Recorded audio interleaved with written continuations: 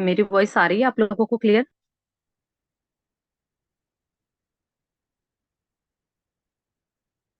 Yes ये ma'am, आ आ रही रही है। है दीदी। ओके जी, थैंक यू।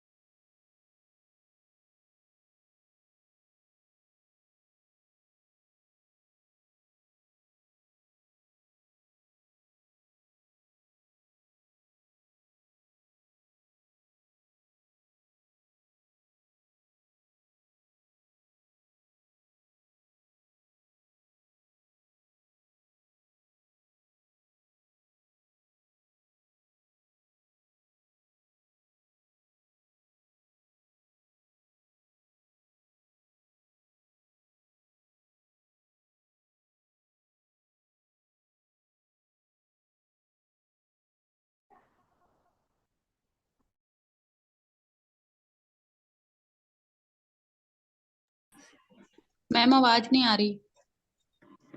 नहीं, पता नहीं बीच में क्या हो गया। बैक चली गई थी, मैं वापस से दोबारा ज्वाइन किया मैंने। अभी आ रही है? हाँ, अब आ रही है। ओके। ओके जी। अभी आ रही है। ठीक ठीक है। ठीक। हेलो एवरीवन, मैं निशा सिंगल आप लोगों का बहुत बहुत स्वागत करती हूँ इस लॉ ऑफ अट्रैक्शन की क्लासेस में। और जो भी से यूट्यूब पे देख रहे हैं उन सभी का भी बहुत बहुत स्वागत है। तो चलिए, रोज की तरह पहले हम ध्यान से शुरू करते हैं और फिर हम अपनी बुक को रीड करेंगे। तो सबसे पहले हम 5-7 मिनट का मेडिटेशन करेंगे ताकि आप जहां पर भी हों तो पूरा फोकस आप क्लास में लगा पाएं। तो जहां पर भी आप बैठे हैं पैरों को क्रॉस करके बैठ जाएंगे, फिंगर्स को आपस में इस तरह से उलझा लेंगे और आंखों को बंद करेंगे। बिल्कुल कंफर्टेबल होके बैठ जाना है, जिस तरह से भी आपको कंफर्टेबल हो।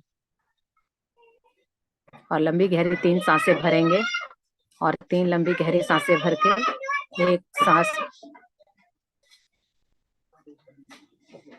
सांसें भरेंगे, होल्ड करेंगे, मुंह से बाहर छोड़ देंगे। और बाहर निकालते वक्त इमेजिन करेंगे कि आपकी जितना भी स्ट्रेस, जितना भी सारे दिन का एग्जाइटी, जितना भी तनाव, सारा आपकी सांसों से बाहर निकल रहा है। एक और लंबी गहरी सांस भरेंगे, होल्ड करेंगे और मुंह से बाहर छोड़ देंगे। एक और लंबी गहरी सांस, होल्ड इट एंड रिलीज। अब अपना पूरा ध्यान अपनी सांसों पे लेके आएंगे। सारा फोकस अपनी नाक के अग्रभाग पे लगाएंगे और एक एक अंदर आती और जाती सांसों पे फोकस करेंगे। सांसों पे ध्यान करेंगे, एक एक आती जाती सांसों पे फोकस करेंगे तो विचार कम हो जाएंगे आने। और अगर कोई विचार आता भी है तो आपको विचारों से उलझना नहीं है। विचार आए हैं उनको जाने दीजिए। आप अपना ध्यान अपनी आती और जाती सांसों पे फोकस करेंगे।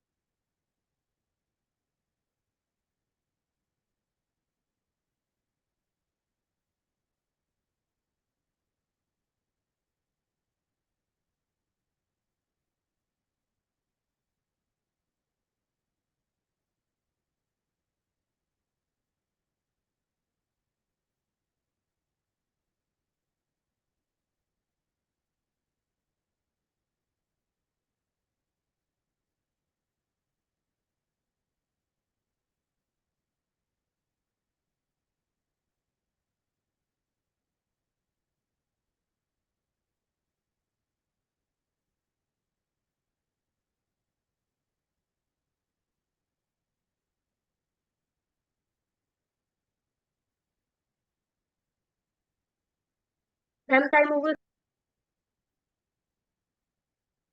धीरे धीरे अपनी चेतना में आएंगे। अपने पैरों की और हाथों की उंगलियों को धीरे धीरे हिलाते हुए अपने बॉडी को फील करेंगे और अपने दोनों हाथों को आपस में रगड़ेंगे और जो एनर्जी, जो हीट जनरेट हुई है, उसे अपनी आंखों पे रखेंगे और इस गर्माहट को फील करेंगे और पूरे चेहरे पे इस एनर्जी को स्प्रेड कर देंगे। Thank you so much. तो चलिए अब हम अपनी बुक को रीड करते हैं। जिसको जो भी डाउट आए, कुछ समझ नहीं आए, तो आप अपने प्रश्नों को अभी रखिएगा। जब ये खत्म हो जाएगी, क्लास एंड करेंगे, तब मैं आपको जो भी सवाल या डाउट होंगे तब हम वहां पे लेंगे। तो अभी बीच में जो भी यहाँ पे बताया जा रहा है, बेसिकली ये किताब जेरी के क्वेश्चन पे है कि जेरी प्रश्न पूछते हैं और अब्राहम उसका आंसर देते हैं। तो शायद आपके भी कुछ लाइफ से रिलेटेड जो भी प्रश्न है, आपको बहुत सारे प्रश्नों का उत्तर इससे मिल जाएगा। तो आप इसको ध्यान से सुनेंगे। चलिए शुरू करते हैं। क्या मैं किसी भी पुराने प्रतिकूल विचार को मिटा सकता हूँ?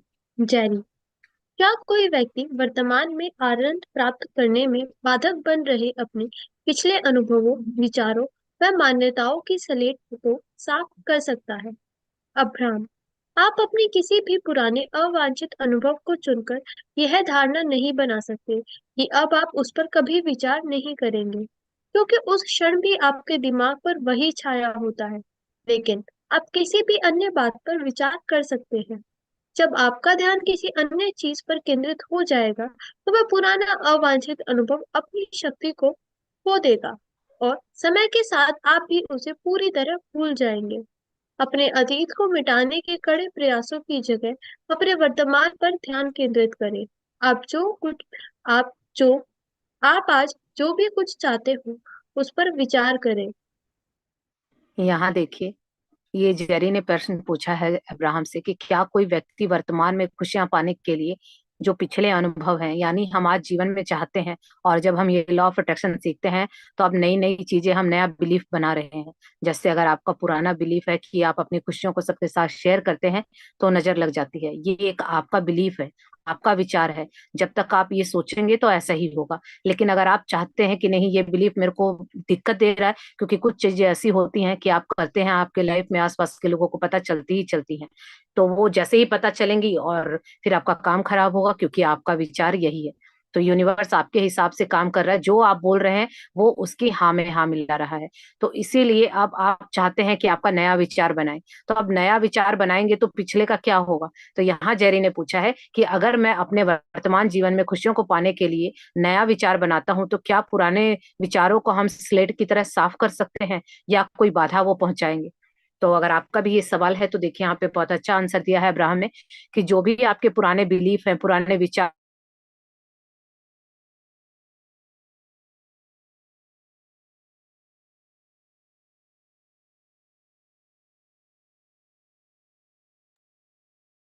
व्यक्ति अपने पतन को उत्थान में कैसे बदल सकता है? जेरी, यदि आप स्वयं को पतन की दिशा में जाता देखें, जहां आपको अच्छी लगने वाली मैम फिर प्रत्येक से रिपीट कर दीजिए। मैम आंसर फिर से रिपीट कर दीजिए, अभी जो आपने क्लैरिफिकेशन दिया था। हाँ एक मिनट। वो ये बोला है अब्राहम ने कि अगर आप कोई नया विचार बनाते हैं और पुराना विचार अगर आपका, मान लीजिए आप चाहते हैं कि बचपन में किसी ने कुछ बोला, क्योंकि विचार हमारे खुद के नहीं थे, हमने किसी से सुने थे, और कोई भी, जैसे बिल्ली रास्ता काट जाती है या छींक आ जाती है, कई लोगों की मान्यता होती है, जैसा कि हमारे आसपास हमारे घर में तो होता था कि कई भी पूजा पाठ में अगर छींक आ भी जाती थी तो बड़े लोग बहुत गुस्सा करते थे। तो आप सोचिए, ये चीज किसी के हाथ में नहीं है, लेकिन उसको क्या जोड़ दिया कि कुछ अपशगुन के उस पर जोड़ दिया। तो यहाँ अगर हम अब नया बिलीफ बनाएंगे कि ऐसा कुछ नहीं होता है, तो अब ये नया बिलीफ, अब हम पूछ रहे हैं जेरी कि नया विचार हमने बनाया तो क्या पुराने वाले को हम मिटा सकते हैं, या वो आज भी हमें बाधा पहुंचाएगा? तो अब्राहम का कहना है कि आप नया विचार अपनी मर्जी से चुन के बनाइए, पुराने वाले विचार को लेकिन फोकस नहीं करना है, आपको पूरा ध्यान अपने नए विचार पे केंद्रित करना है। यानी अब मैंने विचार बनाया कि छींक आने से या बिल्ली के रास्ता काटने से कुछ नहीं होता है, ये एक भ्रम है, लेकिन अब मुझे यही ध्यान रखना होगा। लेकिन मेरा ध्यान अगर अभी भी वहीं पर है कि नहीं ऐसा होता है, तो वो क्या होगा, फिर वो चीज फिर पावरफुल हो जाएगी, क्योंकि हमारा फोकस जहां होता है एनर्जी वहीं फ्लो करती है। तो अगर मेरा फोकस अभी पुराने विचार पे है तो वो और ज्यादा बढ़ जाएगा, लेकिन अब मैंने नया विचार बनाया तो पुराने वाले पे ध्यान नहीं देना है और हम नए पे ध्यान देंगे। तो जैसे जैसे हमने पुराने वाले को एनर्जाइज किया था, अब हम नए वाले को करेंगे, और जो पुराने वाला है वो धीरे धीरे अपने आप कमजोर हो जाएगा। यानी जैसे कि हम अपने शरीर को खाना देते हैं तो हम हेल्दी रहते हैं, लेकिन खाना देना छोड़ देंगे तो क्या होगा, वो शरीर कमजोर हो जाएगा। तो इसी तरह से पुराने विचार को आप ध्यान देना, एनर्जी देना छोड़ देंगे तो वो धीरे धीरे उसकी शक्ति खत्म हो जाएगी, और पूरा ध्यान आप नए विचार पे देंगे, तो वही आपका, उस जैसे वो बना था भी ऐसे ये बन जाएगा। चलिए आगे पढ़ते हैं। व्यक्ति अपने पतन को उत्थान में कैसे बदल सकता है? जेरी, यदि आप स्वयं को पतन की देखें, जहां आपको अच्छी लगने वाली प्रत्येक महत्वपूर्ण चीज दूर जाती या उसका महत्व घटता हुआ दिखे तो उस नकारात्मक अधोगति को सकारात्मक प्रगतिशील दिशा में कैसे परिवर्तित किया जा सकता है? अब्राहम, यह बहुत बढ़िया प्रश्न है। इस पतन का कारण आकर्षण का नियम होता है। दूसरे शब्दों में, इसकी शुरुआत बहुत थोड़े से नकारात्मक विचारों से होती है। फिर इसकी ओर तब तक विचार, लोग, चर्चा आकर्षित होते रहते हैं जब तक यह शक्तिशाली या जैसा आप चाहते हैं इसका पतन ना हो जाए। जब आपके विचारों की गहराई अत्यधिक बढ़ जाए तो इस अवांछित से आपके विचारों को हटाने के लिए बहुत शक्तिशाली अस्तित्व की आवश्यकता होती है। दूसरे शब्दों में, जब अंगूठा दुखता हो तो पाँव को स्वस्थ मानने से कुछ नहीं होता। हमारी राय यह है कि अति नकारात्मक स्थिति होने पर उस विचार को बदलने का प्रयास करने से अच्छा है कि अपना ध्यान कहीं और लगाया जाए। दूसरे शब्दों में, कुछ देर के लिए सो जाए, फिल्म देखने चले जाए, संगीत सुने, अपनी बिल्ली को प्यार करें, अर्थात कुछ ऐसा करें जिससे आपके विचार परिवर्तित हो जाए। जब आप अपने अनुसार पतन की अवस्था में होते हैं, तब भी आपके जीवन की बहुत सी चीजें अन्य लोगों से बेहतर होती हैं। आपके पास जो कुछ भी सर्वोत्तम हो, चाहे वह कितनी ही कम मात्रा में हो, आपके अपने विचारों को अधिक से अधिक वांछित चीजों की ओर मोड़ने पर आकर्षण का नियम उसमें वृद्धि कर उसे तेजी से प्रगतिशीलता की ओर ले जाएगा। आप केवल अपने विचारों को अपनी इच्छा की ओर अधिक से अधिक निर्देशित करके इस तेजी से होते पतन को तेज गति वाले उत्थान में बदल सकते हैं। यहाँ देखिए, प्रश्न पूछा है जेरी ने। हाँ जी सीमा जी, आपको मैंने बोला ना, जब हम क्वेश्चन आंसर करेंगे तब आप अपना पूछ सकते हैं। अभी पहले रीडिंग कर लेते हैं, बीच में चैट करते हैं तो डिस्ट्रैक्शन होती है, फिर हम पॉइंट से हट जाते हैं। तो इसीलिए जब हम पहले ये रीडिंग कर लेते हैं, आपका कोई भी क्वेश्चन है, कोई भी डाउट है, तो डेफिनेटली हम उसको क्लियर करेंगे। पहले इसको, जितनी ये बुक है, इसको रीड कर लेते हैं। तो यहाँ पे पूछा है जेरी ने कि अगर आपको अभी लग रहा है कि आप जो चाह रहे हैं वो नहीं मिल रहा है, यानी आप पतन की दिशा में जा रहे हैं, चाह कुछ और रहे हैं, लाइफ में कुछ और हो रहा है, और आप एफर्ट भी कर रहे हैं, तो अब आपको ये लगेगा कि ये ऐसा क्यों हो रहा है कि जो मैं चाह रहा हूँ उसका विपरीत क्यों हो रहा है। तो अगर आपको ऐसा लगता है तो आप अपने आप को देखते होंगे, अपने आप को, क्योंकि जब लॉ ऑफ अट्रैक्शन पता चलता है तो हम तुरंत चेक कर लेते हैं कि अभी मेरे साथ ये अनचाहा क्यों हुआ। तो कहीं ना कहीं बच्चे देखो, इनको मेरी वॉइस नहीं आ रही, सीमा जी को, बाकी लोगों को आ रही है। जी दीदी आ वॉइस रही है। एकदम क्लियर आ रही है। वॉइस एकदम क्लियर आ रही है। तो उन्हीं का वॉइस देखना, उनका शायद माइक मेरे ख्याल से ओपन नहीं होगा, क्योंकि जिसका माइक ओपन नहीं होता उसको वो नहीं आती है वॉइस। पलचिन एक बार चेक करो, उनको चैट में डाल दो।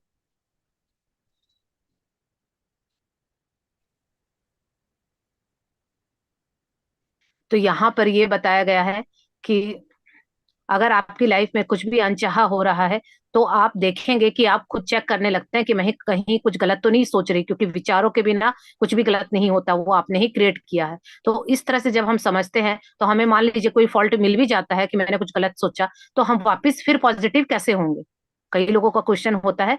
तो आपको यहाँ से समझ में आएगा कि आप जो अनचाही चीजों की तरफ जा रहे हैं, यानी अपने सपनों से दूर जा रहे हैं, तो ऐसा क्यों हो रहा है। तो यहाँ पर अब्राहम कहते हैं कि यह बहुत बढ़िया प्रश्न है। जब भी हम इस पतन की कारण में होते हैं, यानी जब इस स्थिति में होते हैं कि सिर्फ हमारी अनचाही चीजें हमारे पास आ रही होती हैं, और हम इतने नेगेटिव हो जाते हैं, समझ में नहीं आता कि ऐसा क्यों हो रहा है, ऐसा मैंने क्या किया जो आज अच्छा करने के बाद भी ऐसा कर रहे हैं, कुछ भी अच्छा करो तो फिर वही बुरा हो जाता है। तो यहाँ पे यही इनका कहना है कि आप जब ध्यान से गहराई से अपने विचारों को देखेंगे, तो आपको पता चलेगा कि कहीं ना कहीं आप जो कर रहे हैं और आपका अंदर का जो इनर बीइंग अस्तित्व है, दोनों अलग अलग है। जैसे कि अगर कोई काम आप करते हैं, फॉर एग्जाम्पल अगर खाना बनाते हैं, तो खाना बनाने गए तो आपका अंतर मन उसमें खुश नहीं है, उस वक्त शायद आपको और कुछ करने का मन कर रहा हो, लेकिन उस टाइम जरूरत थी कि आपको खाना बनाना है। अब क्या होगा, आप खाना तो बना रहे, कर्म तो अपना कर रहे हैं, लेकिन जो रिजल्ट आप चाहते हैं वो नहीं आएगा।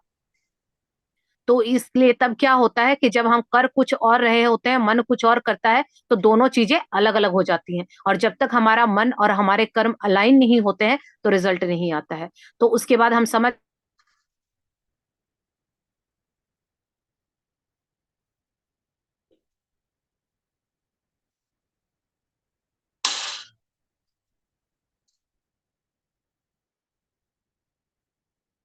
हटिए, आप दूसरे किसी काम में करने लगिए।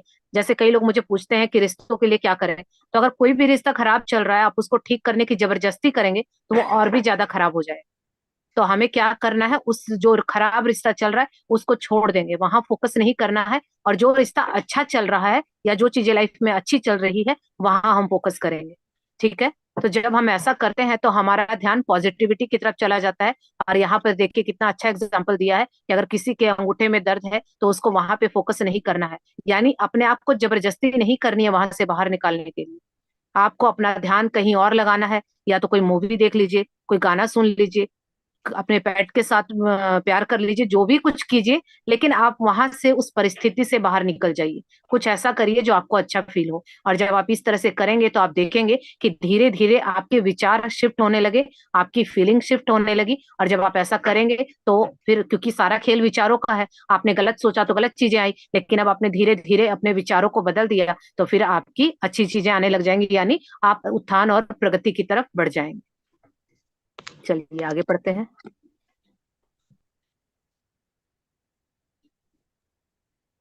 एक ट्रॉफी के लिए दो लोगों में संघर्ष हो तो क्या करें? जेरी, ट्रॉफी जीतने की किसी प्रतियोगिता में किसी एक व्यक्ति के जीतने पर किसी अन्य व्यक्ति की हार होती है। ऐसे में प्रत्येक व्यक्ति अपनी मनचाही वस्तु कैसे प्राप्त कर सकता है? अब्राहम, यह स्वीकार कर कि यहाँ असंख्य ट्रॉफियां मौजूद है। जब आप किसी ऐसे मुकाबले में उतरते हैं जहां केवल एक ही ट्रॉफी होती हो, तो आप स्वतः ही स्वयं को ऐसी स्थिति में डाल रहे हैं जहां आप जानते हैं कि ट्रॉफी किसी एक के ही हाथ आएगी। वह व्यक्ति जो स्पष्ट हो, वह जिसमें प्रबल इच्छा होने के साथ ही जीत के प्रति सबसे अधिक आकांक्षा होगी, वही जीत सकेगा।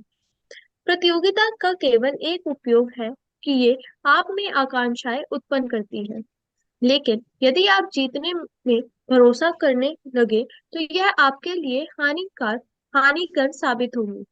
ट्रॉफी न जीतने पर भी केवल इस प्रतियोगिता में शामिल होने से आपको कितना फायदा होगा, इस पर नजर डालिए। और चूंकि इसमें शामिल होने से आपको खुशी मिली, तो आपको जीत हासिल हो या ना हो, हम इसे ही सबसे बड़ी ट्रॉफी मानते हैं।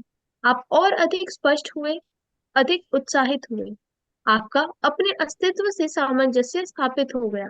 यह दृष्टिकोण रहा तो आप और भी बहुत सी ट्रॉफियां जीत कर अपने घर ले जाएंगे। इस असीम ब्रह्मांड में संसाधनों के लिए प्रतियोगिता करने की कोई आवश्यकता नहीं है, क्योंकि यहाँ असीमित संसाधन मौजूद है। आपने स्वयं ही खुद को इन्हें पाने से रोक रखा है। आपकी कमी का यही कारण है। इसके निर्माता आप स्वयं हैं। यहाँ देखिए, अब जेरी ने प्रश्न पूछा है कि अगर हम किसी प्रतियोगिता में भाग लेते हैं, वहां पे इतने सारे लोग हैं लेकिन ट्रॉफी तो एक ही है, तो अगर कोई उसको मनचाही वस्तु को इसी तरह से हम कुछ भी पाना चाहते हैं और हमें लगता है कि वो चीज एक ही है, चाहे कोई जॉब हो गई या कहीं भी हम किसी भी कंपटीशन में भाग लेते हैं तो हमें लगता है कि हम ही जीते हैं। तो प्रतिभागी तो बहुत होते हैं लेकिन जो प्राइज होता है वो एक ही होता है। तो यहाँ पे कौन जीतेगा या किसको वो हार होगी या कौन उसको जीत सकता है, ऐसा क्या है कि जो उस ट्रॉफी को कोई जीते? तो यहाँ पे अब्राहम का कहना है कि आपको मानना होगा कि इस संसार में असंख्य ट्रॉफियां हैं और सब कुछ अबंडेंस में है। ये सबसे पहले हमारी सोच में होता है कि चीजें कम है। तो ये जो कम है वो हमारी सोच है, वास्तव में ऐसा नहीं है। क्योंकि जो भी प्रकृति ने दिया है, जैसे प्रकृति के 5 तत्व हैं, तो देखिए जिस तरह से धरती है, तो क्या ये सीमित है? क्या हम नाप रहे हैं? सब कुछ अबंडेंस में है। सबको रहने के लिए जगह, धरती सबको मिली हुई है। घर है नहीं है वो बात अलग है, लेकिन धरती पे सभी हैं। चाहे दिन प्रतिदिन इतनी जनसंख्या बढ़ रही है लेकिन कोई आसमान में लटकता हुआ दिखाई देता है? सभी तो धरती पे है। तो जो कुछ भी प्रकृति ने दिया है, धूप है, क्या सूर्य इस तरह थोड़े कहता है कि मैं इसको नहीं दूंगा या उसको धूप नहीं दूंगा या नाप तोल के दूंगा? ऐसा कुछ नहीं है। हवा है वो सबके लिए है, पानी है वो सबके लिए है। यानी जो नेचर ने जो कुछ दिया है वो बहुत अबंडेंस में है, लेकिन हमारे दिमाग में हमारी सोच है कि चीजें कम है। तो पहली बात तो अब्राहम कहते हैं कि आप ये मानते हैं कि ट्रॉफी एक है इसीलिए एक है, वरना हर चीज असंख्य है, ट्रॉफियां भी बहुत अधिक है। और अगर आप इस तरह की प्रतियोगिता में भाग लेते हैं तो यानी आप खुद को ऐसी स्थिति में डाल रहे हैं, ये आपकी गलती है। क्योंकि जब आपको ये पता है कि वो चीज एक है और किसी एक को मिलेगी, अब वो किसको मिलेगी? वो मिलेगी भी उसको कि जो अपनी प्रतियोगिता के लिए प्रति स्पष्ट होगा और पॉजिटिव होगा। यानी वो ट्रॉफी के लिए उस प्रतियोगिता में भाग नहीं लेगा, वो वहां पे अपनी इंजॉयमेंट के लिए, जैसा कि मैंने आज भी कहा था कि हम कुछ भी काम करते हैं उस जर्नी को हमें जीना चाहिए। और हम क्या करते हैं कि एंड रिजल्ट को फोकस करके काम करते हैं। अगर कुछ भी काम कर रहे हैं तो जल्दी से लगता है कि बस इसको करके निपटा दें, यानी बोझ हटे, तो वो बोझ समझ के काम करते हैं तो वो जर्नी, वो रिजल्ट नहीं आता है। लेकिन अगर आप किसी प्रतियोगिता में भाग लेते हैं तो आप रिजल्ट पे फोकस नहीं करते हैं, बीच की जर्नी में आप फोकस करते हैं, इंटरेस्ट लेते हैं, तो आप देखेंगे कि रिजल्ट भी आपके पॉजिटिव होंगे। तो यहाँ पे अब्राहम ने यही कहा है कि जो सही लोग होते हैं या जो सकारात्मक लोग होते हैं वो ट्रॉफी पे फोकस नहीं करते हैं, उस बीच में उस प्रतियोगिता में जो उसको करना होता है वे उसको उसके ऊपर फोकस करते हैं, और वो उनका जो ट्रॉफी मिलना ना मिलना बराबर है। और अगर वो इस तरह करके यानी उस उत्साह उस खुशी के साथ उस काम को करते हैं तो उनको ये ट्रॉफी नहीं भी मिली तो और ट्रॉफियां मिल जाएंगी। तो इसका तो जीता जागता उदाहरण मैं हूँ कि मैं जो ये 3-3, आप देखते हो कि मैं 5-5 घंटे क्लास लेती थी फ्री की, तो मुझे कुछ क्या मिल रहा था, पैसे नहीं मिल रहे थे।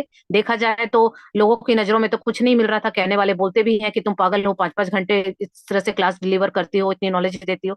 तो लेकिन फिर भी मुझे पता है कि क्या मिल रहा है, क्योंकि कई चीजें दिखती हैं और कई चीजें दिखती नहीं है। तो आज जो मुझे मिला है कि मेरा इतना बड़ा सपना पूरा हुआ है कि आज मेरा कोर्स लॉन्च हुआ है, तो ये क्या हुआ, वो उन्हीं की वजह से हुआ, उन सब लोगों की दुआओं की वजह से हुआ है, या जो उस प्रकृति की वजह से हुआ है, जो भी मैंने दिया वही मेरे पास लौट के आया है। तो लेकिन हमें सिर्फ वही चीजें दिखती हैं कि जो हमें सिर्फ दिखाई दे रहा है, लेकिन इससे ऊपर भी कुछ है, एक सुप्रीम पावर है जो हम सबको चला रही है। लेकिन हम कहीं ना कहीं इस अहंकार में होते हैं कि सब कुछ मैंने किया, मेरे से हुआ। तो यहाँ इसी से ये चीजें सीखने को मिलती हैं कि जो कुछ भी आपकी लाइफ में हो रहा है तो वहां हर टाइम मजा ढूंढिए, खुश रहिए, क्योंकि जब खुश होके कोई काम करते हैं तो इतना मिलेगा कि संभाले नहीं संभलता है। तो वो ऊपर वाला देख रहा है और वो आपकी सोच से और आपकी फीलिंग से काम कर रहा है। तो जब भी आप कोई काम करते हैं, अच्छी फीलिंग होती है, अच्छी सोच होती है, तो उसका नतीजा भी अच्छा होता है। तो अगर कोई एक ट्रॉफी नहीं भी मिली तो कोई बात नहीं, अगर आपने उस जर्नी को बहुत अच्छे से जिया है तो आप देखेंगे कि और इससे अलावा और सारी ट्रॉफियां मिल जाएंगी। तो इसीलिए जो भी जर्नी जी रहे हैं, कुछ भी काम कर रहे हैं, उसमें खुशी ढूंढिए, कुछ भी करके खुश रहिए। तो फिर आप देखेंगे कि आपको वो सारी चीजें जो आप चाहते हैं, यानी एक चीज को सोचेंगे कि ये करने से मिल जाए, बाकी चीजें भी अपने आप मिल जाएंगी। चलिए आगे पढ़ते हैं। यदि मैं कल्पना करूं तो वह वास्तविक हो जाएगी। जेरी, क्या कुछ ऐसा है जो हमें चाहिए हो लेकिन वह आपके लिए अवास्तविक हो? अब्राहम, यदि आप उसकी कल्पना कर सकते हैं तो इसका अर्थ है कि वह अवास्तविक नहीं है। यदि इस समय काल यदि इस समय काल वास्तविकता में आप उसके विचार को जन्म दे सके हैं, तो इस समय काल वास्तविकता में उसे वास्तविक करने के संसाधन भी मौजूद होंगे। केवल आवश्यकता है आपके स्पंदनों के आपकी इच्छा से सामंजस्य स्थापित करने की। जेरी, यदि मैंने उसका किसी भी तरह का मनोचित्र बनाया तो क्या इसे भी कल्पना करना माना जाएगा? अब्राहम, यदि आप मनोचित्र बनाते हुए कल्पना करेंगे तो आप ऐसी परिस्थितियों को आकर्षित करेंगे जहां आपको उसके सृजन के माध्यम प्राप्त हो जाएंगे। यहाँ देखिए पूछा गया है कि यदि मैं कुछ भी कल्पना करूं, यानी जो भी मैं इमेजिन करूं वो क्या रियलिटी बन जाएगा। तो जेरी ने पूछा है कि क्या कुछ ऐसा है जो हमें चाहिए हो लेकिन वह आपके लिए अवास्तविक हो, यानी ऐसा कुछ है जो मेरी सोच में आ जाए लेकिन उस सुप्रीम पावर के लिए वो चीज वास्तविक यानी ना हो। ऐसा कुछ भी है क्या जो हम सोच सकते हैं लेकिन हमें नहीं मिलेगा? तो यहाँ पे अब्राहम का कहना है कि आप उसकी कल्पना करते हैं तो इसका मतलब अर्थ यह है कि वह अवास्तविक नहीं है, यानी जो आपकी सोच में आ गया वो रियलिटी में है, वो कहीं ना कहीं है, तभी आप सोच में आया। अगर आज आप ये सोच रहे हो, इस क्लास में बैठ के कुछ भी सोच रहे हो, कोई भी ऐसी सोच जो आज रियलिटी को देख के आपको लगेगी कि आपके बस में नहीं है, परिस्थितियां वैसी नहीं है, आप जितना बड़ा सोच सकते हैं, जितना लिमिट क्रॉस करके भी जितना बड़ा सोच सकते हैं, अगर वो सोच में आ गया तो ये फैक्ट है कि वो चीज कहीं ना कहीं एग्जिस्ट करती है, तभी आपकी सोच में आई है। लेकिन उस जगह से और उस चीज को आपकी जगह तक आने का जो टाइम है वो आपकी सकारात्मक सोच और खुश रहना, ये दो चीजें उसको आपके पास लेके आएंगी। इसीलिए कंक्लूजन ये है कि जो भी आप सोचते हैं वो आप बन सकते हैं, पा सकते हैं, कर सकते हैं। कोई भी चीज ऐसी नहीं है जो सोच में आ गई रियलिटी में ना आए, लेकिन उसके लिए आपको सोच तो लिया, इच्छाएं तो बहुत है, लेकिन हम क्या करते हैं, नेगेटिव हो जाते हैं। बहुत डेस्परेट हो जाते हैं, तो वो नहीं करना है। आपको खुश रहना है और पॉजिटिव रहना है, विश्वास रखना है कि वो चीज मेरी सोच में आई है तो कहीं ना कहीं है, और लेने के लिए आपको रिसेप्टिव मोड में रहना है कि कहाँ से मिलेगी, कब मिलेगी, ये ऊपर वाले का काम है। आपने सोच लिया और अपना काम करते जाइए, और फिर वो एक दिन आपको अपने आप मिल जाएगी। लेकिन सोच को और विश्वास को सकारात्मक बनाए रखना है, डाउट नहीं करना है कि मिलेगी या नहीं। अगला प्रश्न पूछा है जेरी ने कि यदि मैंने किसी भी तरह का मनोचित्र बनाया, यानी मैंने कोई भी कल्पना की, इमेजिनेशन किया, तो क्या इसे भी कल्पना ही माना जाएगा? यानी मन में मैं कुछ भी सोचता रहूं तो इसे कल्पना ही माना जाएगा? तो अब्राहम कहते हैं कि यदि आप कोई भी मनोचित्र बनाते हैं, यानी कोई भी इमेजिनेशन करते हैं, कल्पना करते हैं, तो आप वैसी ही परिस्थितियों को आकर्षित कर लेते हैं, और वो चीज आपके सृजन का माध्यम होगा। जैसे कि अगर आप अभी कुछ बुरा सोचते हैं, तो आप देखेंगे कि थोड़ी देर में कुछ ना कुछ ऐसा हो जाएगा कि उस बुरी परिस्थिति को बनाने के लिए अपने आप लोग आ जाएंगे, और अपने आप आपकी सर्कमटेंसेस बन जाएंगे, या आपकी बुद्धि ही वैसी हो जाएगी कि वो काम घटित हो जाए, और फिर आपको लगेगा कि ये कैसे हो गया। तो कहीं ना कहीं एक आपकी सोच से बना है। इसी तरह से अगर आप अच्छा सोचते हैं और बार बार उसको फोकस करते रहते हैं, तो आप देखेंगे कि कुछ ना कुछ लोग मिलेंगे, या कोई आपको कुछ आके अनजाने में बोल देगा, कोई वीडियो मिल जाएगी, कहीं आप एक लाइन पढ़ी हुई देख लेंगे, कुछ ना कुछ ऐसा आएगा, या कोई अनजान व्यक्ति ही आपको ऐसी बात बोलेगा कि मतलब वो आपके काम से रिलेटेड हो। तो वो आपको अवेयर रहना है कि ये जो मैंने सोचा है, जब हम सोचते हैं कि मुझे ये चाहिए, तो अवेयर रहना होता है कि कहाँ से यूनिवर्स आपको माध्यम देगा, कहाँ से आपको क्लू देगा। वो क्लू पकड़ने के लिए आपको रेडी रहना है, क्योंकि मैजिक बुक में भी एक चैप्टर है क्लू का, उसमें पूरा दिन यही करना होता है कि हमें सारा दिन अवेयर रहना होता है कि कहाँ से मुझे कोई क्लू मिलेगा, यानी मेरे सपनों को पूरा करने के लिए बाहर से कोई ना कोई क्लू मिलेगा, और मैं इतना अपने आप को अवेयर रखना है कि अगर कुछ मिलता है तो मेरे साइड से जाना नहीं चाहिए, वो मुझे पकड़ना है। तो इस तरह से चीजें होती हैं। तो आप कुछ भी चाहते हैं, वो सब कुछ आपकी सोच में आ गया तो वो रियलिटी बन जाएगा। अगर आप इमेजिन करते हैं तो वो चीजें रियलिटी हो जाएंगी, लेकिन फोकस्ड होके करना होता है। चलिए अब आगे बढ़ते हैं।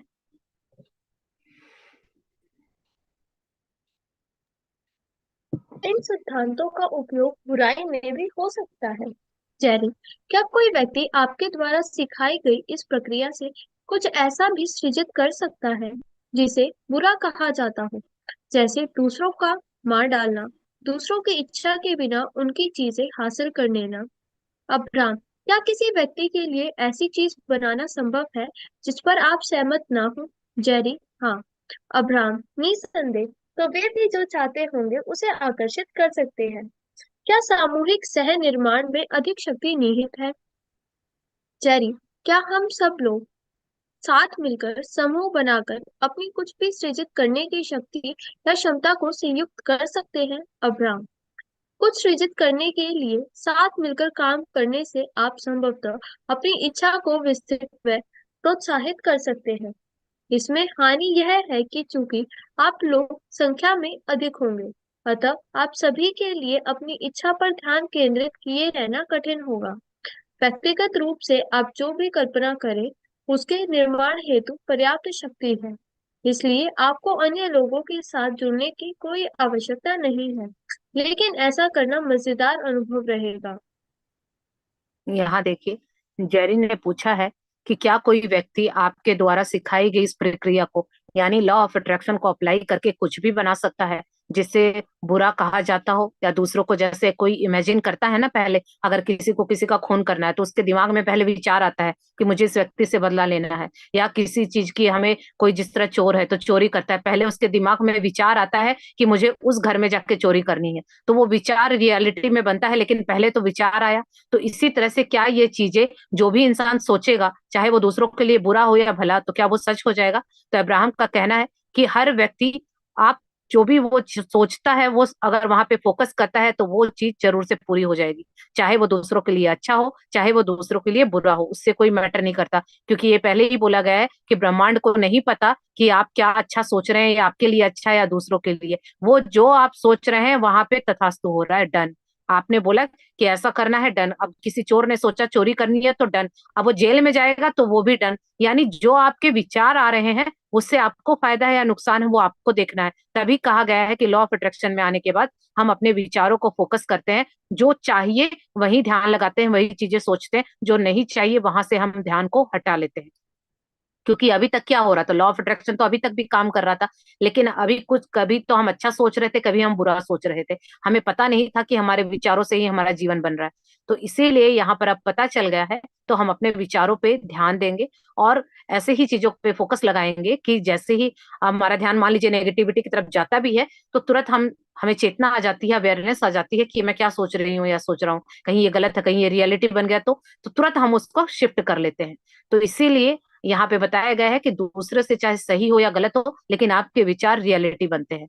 अगला प्रश्न पूछा है जेरी ने कि क्या हम सब लोग मिलकर समूह में यानी मास में कुछ भी नया क्रिएट करने की शक्ति या क्षमता को एक साथ बढ़ा सकते हैं। अभी जैसे कई लोग कहते हैं कि वीडियो दे दीजिए रिकॉर्डिंग के लिए, तो मैं ये बताना चाहती हूँ कि रिकॉर्डिंग आप सुनेंगे, सुन लेंगे, लेकिन जो एनर्जी लाइव में आके मिलती है वो रिकॉर्डिंग से नहीं मिलती है, ये फैक्ट है। मजबूरी होती है तो वीडियो सुननी पड़ती है, वो बात अलग है कि आपकी कोई मजबूरी है या आप उस टाइम आप वर्किंग है या कुछ ऐसा काम है जो आप टाल नहीं सकते। लेकिन अगर आप आ सकते हैं, कंफर्ट जोन को तोड़ना, देखिए अगर कोई कंफर्ट जोन में रह के सोचता है कि वीडियो मिल जाए, तो वो दूसरे का तो कुछ नहीं है, आपको इतना फायदा नहीं मिलेगा।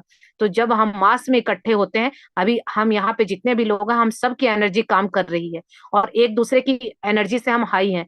ये सबके साथ होता होगा कि कई बार आप लोगों की लाइफ में कुछ भी लेफ्ट राइट चल रहा होता है, लेकिन आप क्लास में आ जाते हैं, और क्लास में आते हैं तो क्या होता है, आपकी थोड़ी ही देर में वाइब्रेशन हाई हो जाती है और आपको अच्छा फील होने लगता है। क्यों होता है? क्योंकि आपको पता नहीं होता, आप अगर उसी परिस्थिति में रहते तो आप बिल्कुल डाउन चले जाते, क्योंकि आप वही सोचते। लेकिन क्लास में आते हैं तो यहाँ आप इस किताब में उलझ जाते हैं, एक दूसरे की बातों को, क्वेश्चन आंसर को सुनने में या खुद के आप अपने प्रश्न पूछने में उलझ जाते हैं। तो जो आपका फोकस था उस परिस्थिति से हट के अब दूसरी जगह शिफ्ट हो जाता है, और यहाँ पे मास में इतने लोग होते हैं तो वाइब्रेशन हाई हो जाती है।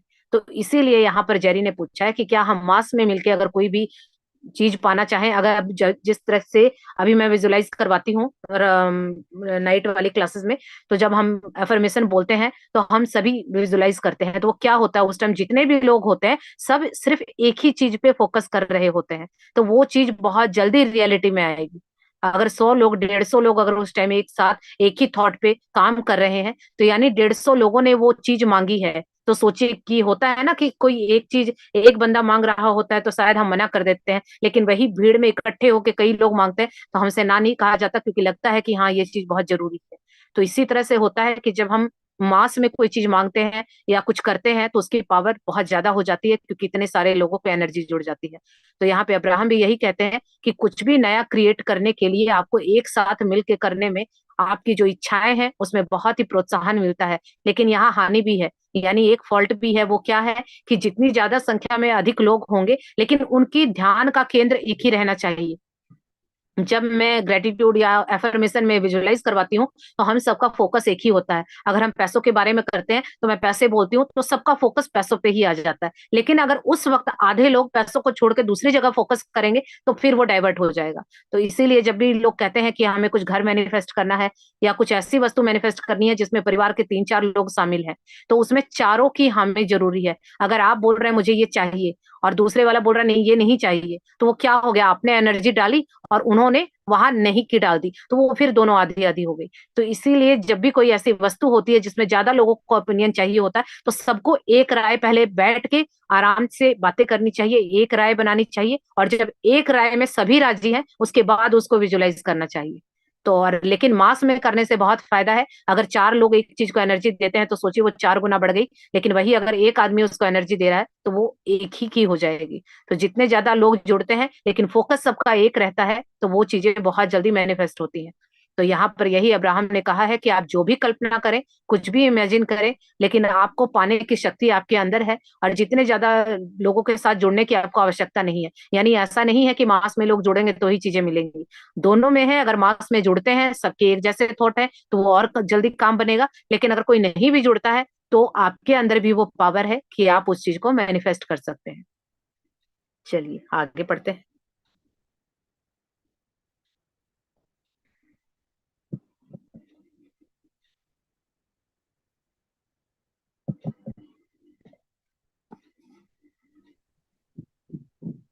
बल्चिन।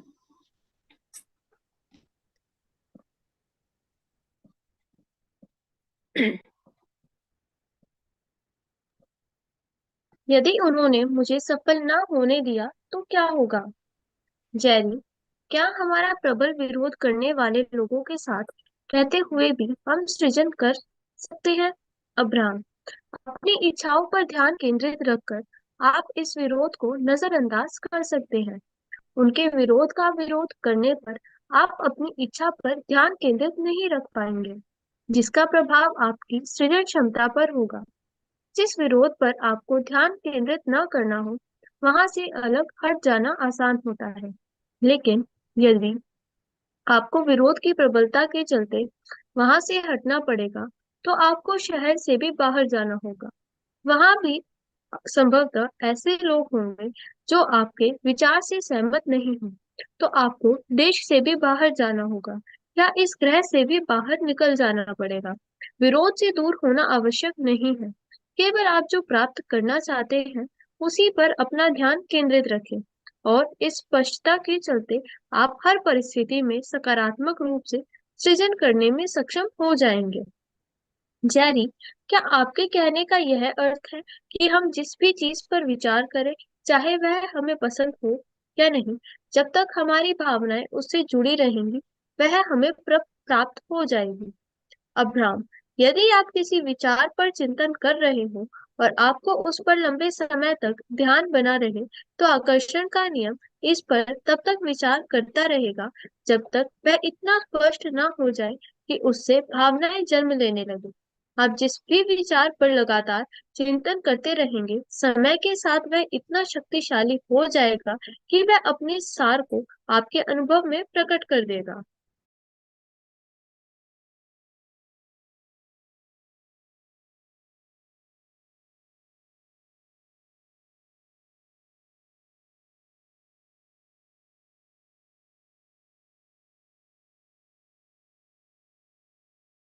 विरोध कर रहा है तो आपको उसके विरोध पे ध्यान नहीं देना है। मेन चीज है कि जहां आपका फोकस जाएगा वो चीज मैनिफेस्ट होगी। लेकिन अगर आप चाहते हैं कहीं पे जाना, यहाँ पे एग्जांपल से समझते हैं कि मान लीजिए आपकी छुट्टियां हुई हैं तो आप समर वेकेशन पे कहीं जाने की सोच रहे हैं। अब आपका फोकस है कि आप दिल्ली जाना चाहते हैं और आपके हस्बैंड का फोकस है कि वो बॉम्बे जाना चाहते हैं। अब लेकिन आप दोनों ही अपनी अपनी जगह पे हैं, तो अब क्या होगा कि अगर आप अपने हस्बैंड की बात को बार बार उठाएंगे कि बॉम्बे जाना नहीं, मुझे नहीं जाना, मुझे नहीं जाना, तो वो क्या हो रहा है, वहां पे फोकस होगा। लेकिन आप अपनी ही इच्छा चाहते थे मेरे। बंद कर बेटा। अरे नको बेटा मला रात्री। तो यहाँ पे आपको अपनी इच्छा पे फोकस करना होगा कि आपकी इच्छा क्या है। आप चाहते हैं कि दिल्ली ही जाना है, तो आपको सामने वाला कुछ भी बोल रहा है वहां फोकस नहीं करना। अगर आप उनका विरोध करने जाएंगे यानी आप अपनी इच्छा से भटक गए, आपने फोकस उन्हीं की इच्छा पे डाल दिया। तो अगर आप चाहते हैं कि आपकी ही इच्छा पूरी हो, तो आप अपनी इच्छा पे ही केंद्रित रहिए, उसी के बारे में सोचिए। और चाहे साथ कोई भी हो, अब कई बार रिश्तों में ऐसा होता है कि कोई कुछ कह देता है और हम सोचते हैं कि उन रिश्तों से दूर चले जाएं, क्योंकि वो सामने वाले व्यक्ति हमारा विरोध करते हैं, हमें अच्छा नहीं लगता है। तो क्या होगा, हमें लगता है कि अभी इस कमरे से निकल जाए, फिर लगता है कि घर से चले जाए। विरोध करने वाले तो आपको हर जगह पे मिलेंगे, तो क्या हम धरती दुनिया देश थोड़े छोड़ सकते हैं? तो यहाँ पे अब्राहम ने कहा है कि इस तरह का विरोध तो आपका होता रहेगा, और हमें लगता है कि उस परिस्थिति से हम तभी बच सकते हैं, हम वहां से भाग ले। तो ये भागना उसका सोल्यूशन नहीं है, क्योंकि आप कहाँ जाएंगे, घर के लोग विरोध करते हैं, आप थोड़ी देर के लिए बाहर जाएंगे, बाहर भी कोई ना कोई ऐसे लोग मिल जाएंगे। तो आपको हर कदम पे जहां भी आप जाएंगे ऐसे लोग मिलेंगे, तो उनसे आपको घबराना नहीं है, भागना नहीं है। आपको अपनी जो इच्छाएं हैं या अपनी सहमति है, आपको वहां फोकस रखना है। ऐसे लोगों की बातों पे ध्यान ही नहीं देना है, क्योंकि अगर आपने वहां एनर्जी डाल दी तो वो चीजें और बढ़ जाएंगी। तो इसीलिए ऐसे लोगों से नहीं भागना, ऐसी परिस्थितियों से नहीं भागना। जो आपको चाहिए आप वहां अपना फोकस रखिए, अपना ध्यान वहीं केंद्रित रखिए और पॉजिटिव रहिए। तो फिर आप देखेंगे कि जो धीरे धीरे वो चीजें वो आप क्रिएट कर लेंगे। अगला क्वेश्चन पूछा है जेरी ने कि अब्राहम से वो पूछ रहे हैं कि आपने कहा था कि जिस भी चीज पर हम विचार करेंगे, चाहे वो हमें पसंद हो या नहीं, वो उससे हमारी भावनाएं जुड़ी रहेंगी, तो क्या हमें वो मिल जाएगी? अभी कई लोगों का, आपका भी होगा ये सवाल कि क्या हम कोई ऐसी चीज पे सोच रहे हैं और फीलिंग दे रहे हैं लेकिन वो हमें पसंद नहीं है, तो क्या वो भी मैनिफेस्ट हो जाएगी? तो यहाँ पर अब्राहम का कहना है कि यदि आप किसी भी विचार पर चिंतन कर रहे हैं, बार बार उसी को सोच रहे हैं और लंबे समय तक आपका ध्यान बना हुआ है, तो आकर्षण का नियम आपके विचार पर ध्यान देगा, उसी पे काम करेगा, और इतना स्पष्ट ना हो जाए कि आपकी फीलिंग जन्म लेने लगे। देखिए, सिंपल सी बात यह है कि एक विचार आया, कोई भी गलत विचार आया आपके मन में और आपको लगा कि ये विचार गलत है, तो जब तक वो विचार सिर्फ विचार है तो वो रियलिटी नहीं बनेगा। लेकिन उस विचार को आप फोकस करते हैं और वहां फीलिंग जनरेट कर देते हैं कि ऐसा हो गया तो क्या होगा। अगर आप फील करना महसूस कर देते हैं तो जैसे ही आपने फीलिंग डाल दी तो वो विचार जीवित हो जाएगा, चाहे वो आपको पसंद हो या ना पसंद हो, वो आपके जीवन में घटित हो जाएगा। तो इसीलिए कोई भी विचार तभी कहा जाता है कि फीलिंग को चेक कीजिए। अगर फीलिंग अच्छी नहीं है तो समझ जाइए कोई विचार है जो गलत है, वो अच्छा नहीं है। क्योंकि विचार को तो हम नहीं बदल सकते, एक दिन में 60,000 से भी ज्यादा विचार आते हैं, तो हम हर एक विचार को नहीं बदल सकते हैं। तो फीलिंग का अगर हम ध्यान रखते हैं तो हमें पता चल जाता है। अगर आपको खुशी महसूस हो रही है तो समझ जाइए क्योंकि आप अच्छा सोच रहे हैं तभी आपको अच्छा महसूस हो रहा है। लेकिन अगर आपको अच्छा महसूस नहीं हो रहा है तो इसका मतलब कि कहीं ना कोई आपका विचार है जो गलत है, चाहे दूसरों के प्रति हो चाहे अपने प्रति हो। तो आपको क्या करना है, अपने विचारों को चेंज करना है, फिर धीरे धीरे आपकी फीलिंग चेंज हो जाएगी। तो लेकिन ये हमेशा याद रखिएगा कि आपके विचार से जब भी फीलिंग कनेक्ट होती है तो वो रियलिटी बन जाएगी। वो विचार चाहे फिर अच्छा हो चाहे वो बुरा हो, वो यूनिवर्स को नहीं पता, उसका काम है आपके विचारों आपकी फीलिंग को पूरा करना। तो ये आपकी जिम्मेदारी बनती है कि आप कुछ भी ऐसा ना सोचें ना आप फीलिंग डालें कि वो जो आपके लिए अच्छा नहीं हो, क्योंकि वो आपके जीवन में वैसे ही रूप में उसको प्रकट कर देगा। इसीलिए आज की लाइफ में हमारे पास जितनी अनचाही चीजें हैं वो ज्यादा है और मनचाही चीजें कम है, क्योंकि हमारा ध्यान सारा दिन ऐसी चीजों पे होता है जो हमें नहीं चाहिए। सारा दिन हमारा दिमाग हमें ऐसे ऐसे फोल्डर ऐसे ऐसे एल्बम खोल के देता है कि उसमें से सिर्फ हमें नकारात्मक चीजें, दुख, चिंता, ऐसी चीजें मिलने लगती हैं। तो इसीलिए अब हमें अपने विचारों को शिफ्ट करना है, अपनी फीलिंग को शिफ्ट करना है, ताकि हम अपने सपनों का जीवन जी सकें। चलिए आगे पढ़ते हैं।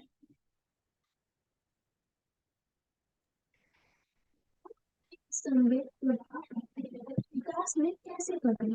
जैरी, अब्राहम, हम ऐसा प्रभाव कैसे प्राप्त कर सकते हैं जहाँ हम स्वनिर्मित संवेग का उपयोग करके विकास अर्थात आगे बढ़ने में कर सके? अब्राहम, जब आपको कोई ऐसी छोटी सी चीज भी मिल जाती है जिसके बारे में सोचकर आपको प्रसन्नता होती है, उस पर तब तक जब तक आकर्षण का नियम उसे अधिक से अधिक न कर दे। आप अपने इस इच्छा के बारे में जितना अधिक विचार करेंगे उसके संबंध में उतनी ही अधिक सकारात्मक भावनाएं उत्पन्न होती जाएंगी, और ये सकारात्मक भावनाएं जितनी अधिक बढ़ेंगी उतना ही अधिक आपको स्पष्ट होता जाएगा कि आप क्या चाहते हैं। इसमें मुख्य कार्य आपका है, जो स्वदेशी में सचेतन होकर अपने प्रवाह की दिशा को निर्धारित करते हैं। यह व्यावहारिक रूप से प्रत्येक व्यक्ति जो भी कुछ अनुभव करता है उसे उसने स्वयं ही आकर्षित किया है।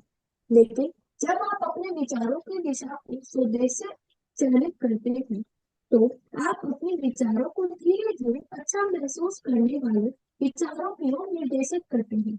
इस तरह आप स्वतः अवांछित वस्तुओं का सृजन नहीं कर सकेंगे। आकर्षण के शक्तिशाली नियमों के प्रति आपकी सचेतन जागरूकता को अपने संकल्प के साथ मिलाकर जब आपकी इच्छाएं अच्छी महसूस होंगी तो आपको वास्तविक सुख मिल पाएगा।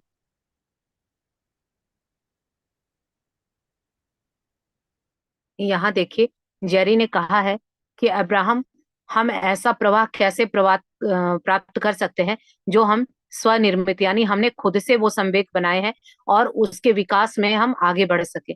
यानी हम ऐसा फ्लो कैसे बनाए कि खुद ही हम अपने विचारों को अच्छे ढंग से खुद बना सके। यानी अगर विचार बुरे आ रहे हैं तो हम उसको ठीक कैसे करें और कंटिन्यू उनका फ्लो कैसे बनाए रखें कि हम सकारात्मक सोच में रहें।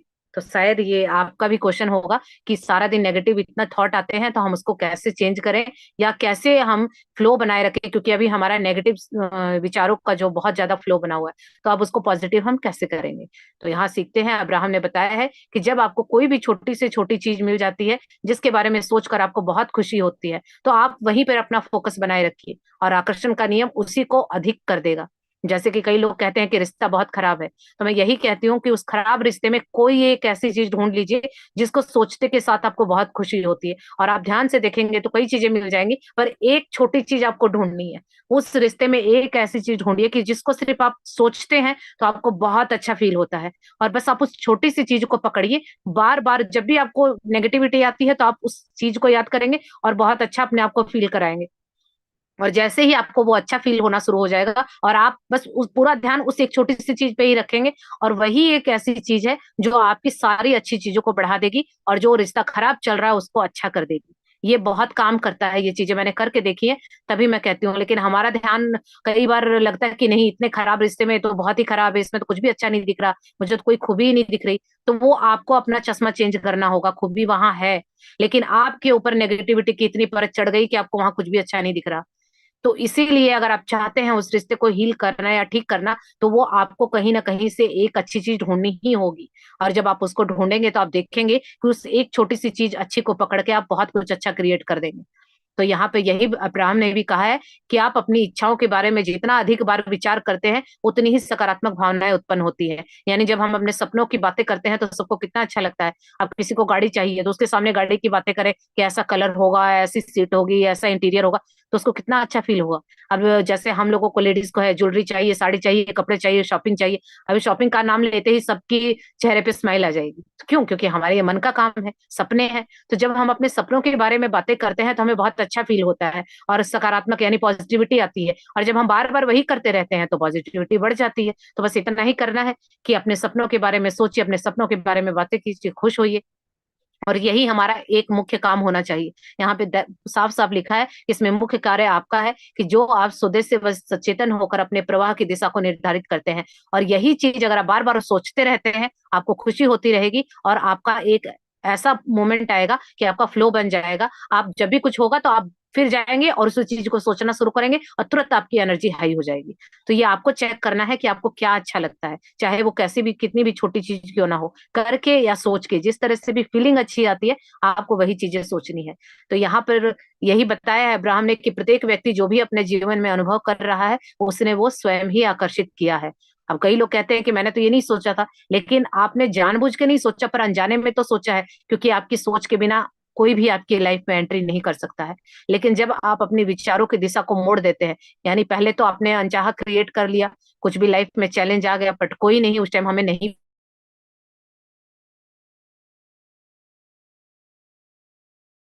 करेंगे, अपने विचारों को अपनी निर्देशित जगह पे मोड़ेंगे। यानी अब हमें पता चल गया है कि हम इस दिशा में अपने विचारों को ले जाएंगे। अब हम जो चाहिए वही ध्यान रखेंगे, वही सोचेंगे, और वहां फीलिंग कौन सी डालेंगे? पॉजिटिविटी की। अगर आप अपने विचारों को, सपनों को देख के अगर डरते हैं, तो फिर आप वहां नेगेटिव एनर्जी दे रहे हैं, वो पूरे नहीं होंगे। लेकिन सपनों को देख के या उनके उसके बारे में सोच के बातें करके आपको बहुत अच्छा फील हो रहा है, तो वो बहुत जल्दी आप अट्रैक्ट कर लेंगे। यही है वो आकर्षण का नियम। तो इसीलिए आपको सचेत होना है, अब अवेयर होना है, जागरूक होना है, इस संकल्प के साथ कि आप जो भी फील करते हैं वहां अपनी फीलिंग और इच्छाओं को देखेंगे कि इच्छा जो है, क्या फीलिंग भी वैसी है? इच्छाएं अच्छी हैं, आप चाहते हैं कि आप लाइफ में प्रगति करें, सेल्फ डिपेंडेंट हो। किसी की, सबकी अपनी अपनी अलग अलग इच्छाएं हो सकती हैं। तो देखिए, वो इच्छा सोचने से आपको डर तो नहीं आ रहा, या जेलसी नहीं आ रही, कोई बुरी भावना आ रही है, या पॉजिटिविटी आ रही है? तो अगर तो पॉजिटिविटी आ रही है तो आप अच्छा फील कर रहे हैं, तो आप बहुत जल्दी वहां पे उस चीज को मैनिफेस्ट कर लेंगे। लेकिन अगर आपको वहां नेगेटिव फीलिंग आ रही है, तो आपको कोशिश करनी होगी कि आप उस चीज को छोड़ के कुछ ऐसा सोचे जिसमें आपको अच्छा महसूस होता है। तो ऐसा नहीं है कि हम रिश्तों में अच्छा सोचेंगे तो सिर्फ रिश्ते ही हील होंगे। यही इसका एक लॉ ऑफ अट्रैक्शन का प्लस पॉइंट है कि अगर आप रिश्तों को अच्छा करते हैं तो साथ में पैसे भी आने लगेंगे और सेहत भी आने लगेगी। यानी ये फॉर्मूला सब पर अप्लाई होता है। मेन की पॉइंट है खुश रहना, अच्छा फील करना। तो जब आप अच्छा फील करते रहेंगे, यानी 24 घंटे हैं, 13 घंटे आप अपने आप को अच्छा फील करा देते हैं, तो यानी नेगेटिविटी का पलड़ा धीरे धीरे नीचे हो जाएगा और पॉजिटिविटी का पलड़ा भारी हो जाएगा। और तब आप देखेंगे कि आपकी लाइफ में सारे सपने पूरे होने लगेंगे। अब वो चाहे रिश्तों को लेके हो, चाहे पैसों को लेके हो, चाहे हेल्थ को लेके हो, वो सब कुछ अपने आप हो जाएगा। लेकिन उसके लिए वही क्राइटेरिया है, आपको खुश रहना होगा और पॉजिटिव रहना होगा। चलिए आगे पढ़ते हैं।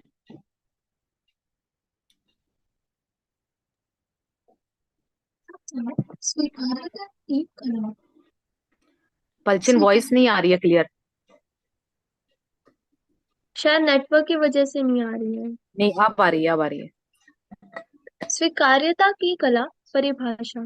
जेरी, अब्राहम, मैं कहना चाहता हूँ कि इस नए विषय ने मेरी इस नवीन समझ पर बहुत असर डाला है, क्योंकि मैंने कभी भी इस पर इस दृष्टिकोण में स्पष्टता से विचार नहीं किया जैसा आपने किया है।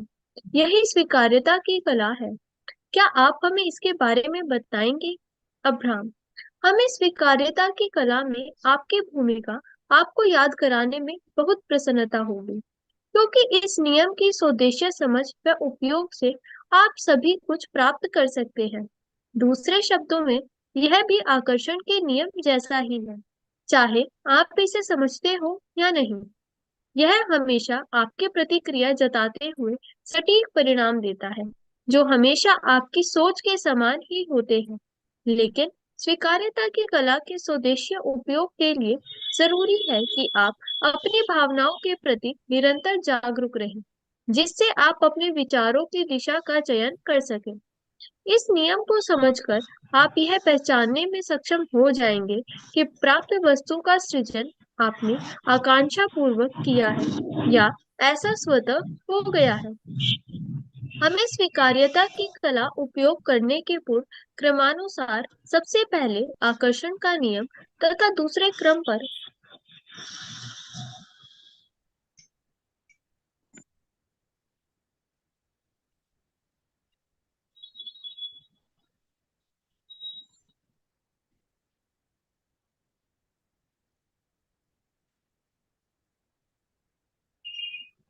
वॉइस नहीं आ रही है पलचिन।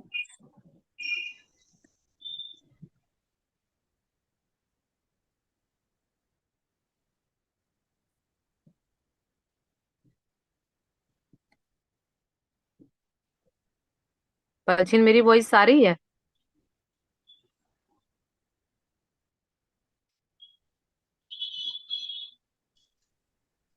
यस मैम, आपकी आवाज आ रही है।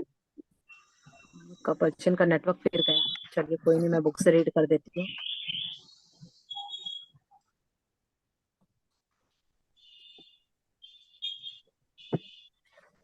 यहाँ पर अब हम सीखेंगे स्वीकार्यता की कला। यानी चीजें तो हमें मिलती हैं, लेकिन हम रिसेप्टिव मोड में नहीं रहते हैं। चीजें आती हैं और हमारे पास से निकल जाती हैं। अब हम यहाँ पर सीखेंगे कि ये भी एक कला है कि अगर आप कुछ जीवन में पाना चाहते हैं तो वो आपको मिलता है, तो आप लेने के लिए रेडी हैं या नहीं।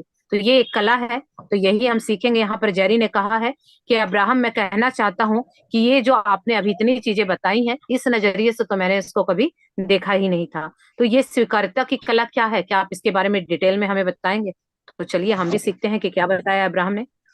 तो अब्राहम ने कहा है कि हमें स्वीकार्यता की कला में आपकी भूमिका आपको याद कराने में बहुत प्रसन्नता होगी कि जब भी आप किसी चीज को सोच समझ के करते हैं या विचार करते हैं कि आपको कुछ भी पाना है, अगर आप अपनी कोई भी डिजायर रखते हैं, आपने अभी सोचा कि अभी मेरे को ये चीज चाहिए, तो ये क्या किया आपने? सोच समझ के उसको क्रिएट करने के लिए एक विचार बनाया।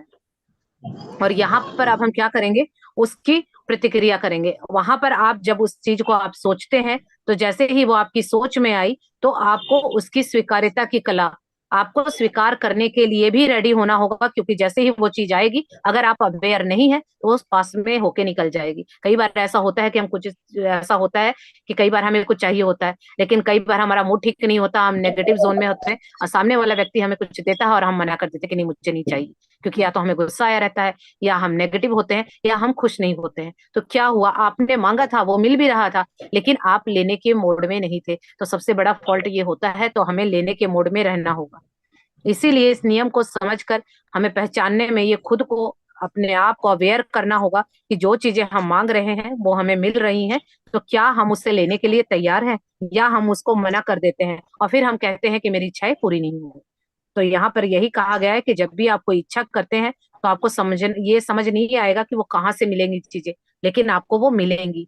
कहाँ से मिलेगी, कब मिलेगी, वो आपके हाथ में नहीं है। लेकिन आपने कोई इच्छा जाहिर की है तो वो पूरी जरूर होती है। देर सवेर होती जरूर है, लेकिन विश्वास रखना होगा। अगर आप वहां डाउट कर देते हैं कि कब मिलेगी, कैसे होगी, तो फिर आप क्या करते हैं? उसको खुद ही दूर कर देते हैं। प्लीज अनम्यूट कर दो पलचिन सबको, बहुत वॉइस आ रही है।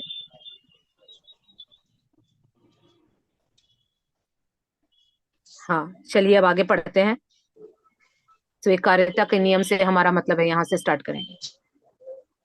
पलचिन म्यूट कर दो बेटा सबको।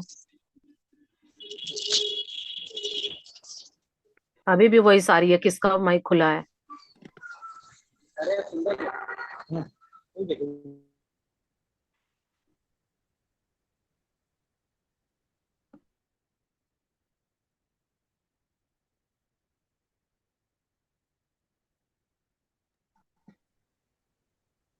चलो शुरू करते हैं। स्वीकार्यता के नियम से हमारा मतलब है मैं जो हूँ वो हूँ और मुझे यह होना पसंद है। मैं पूरे आनंद में हूँ। आप वास्तविकता में ही आप ही हैं।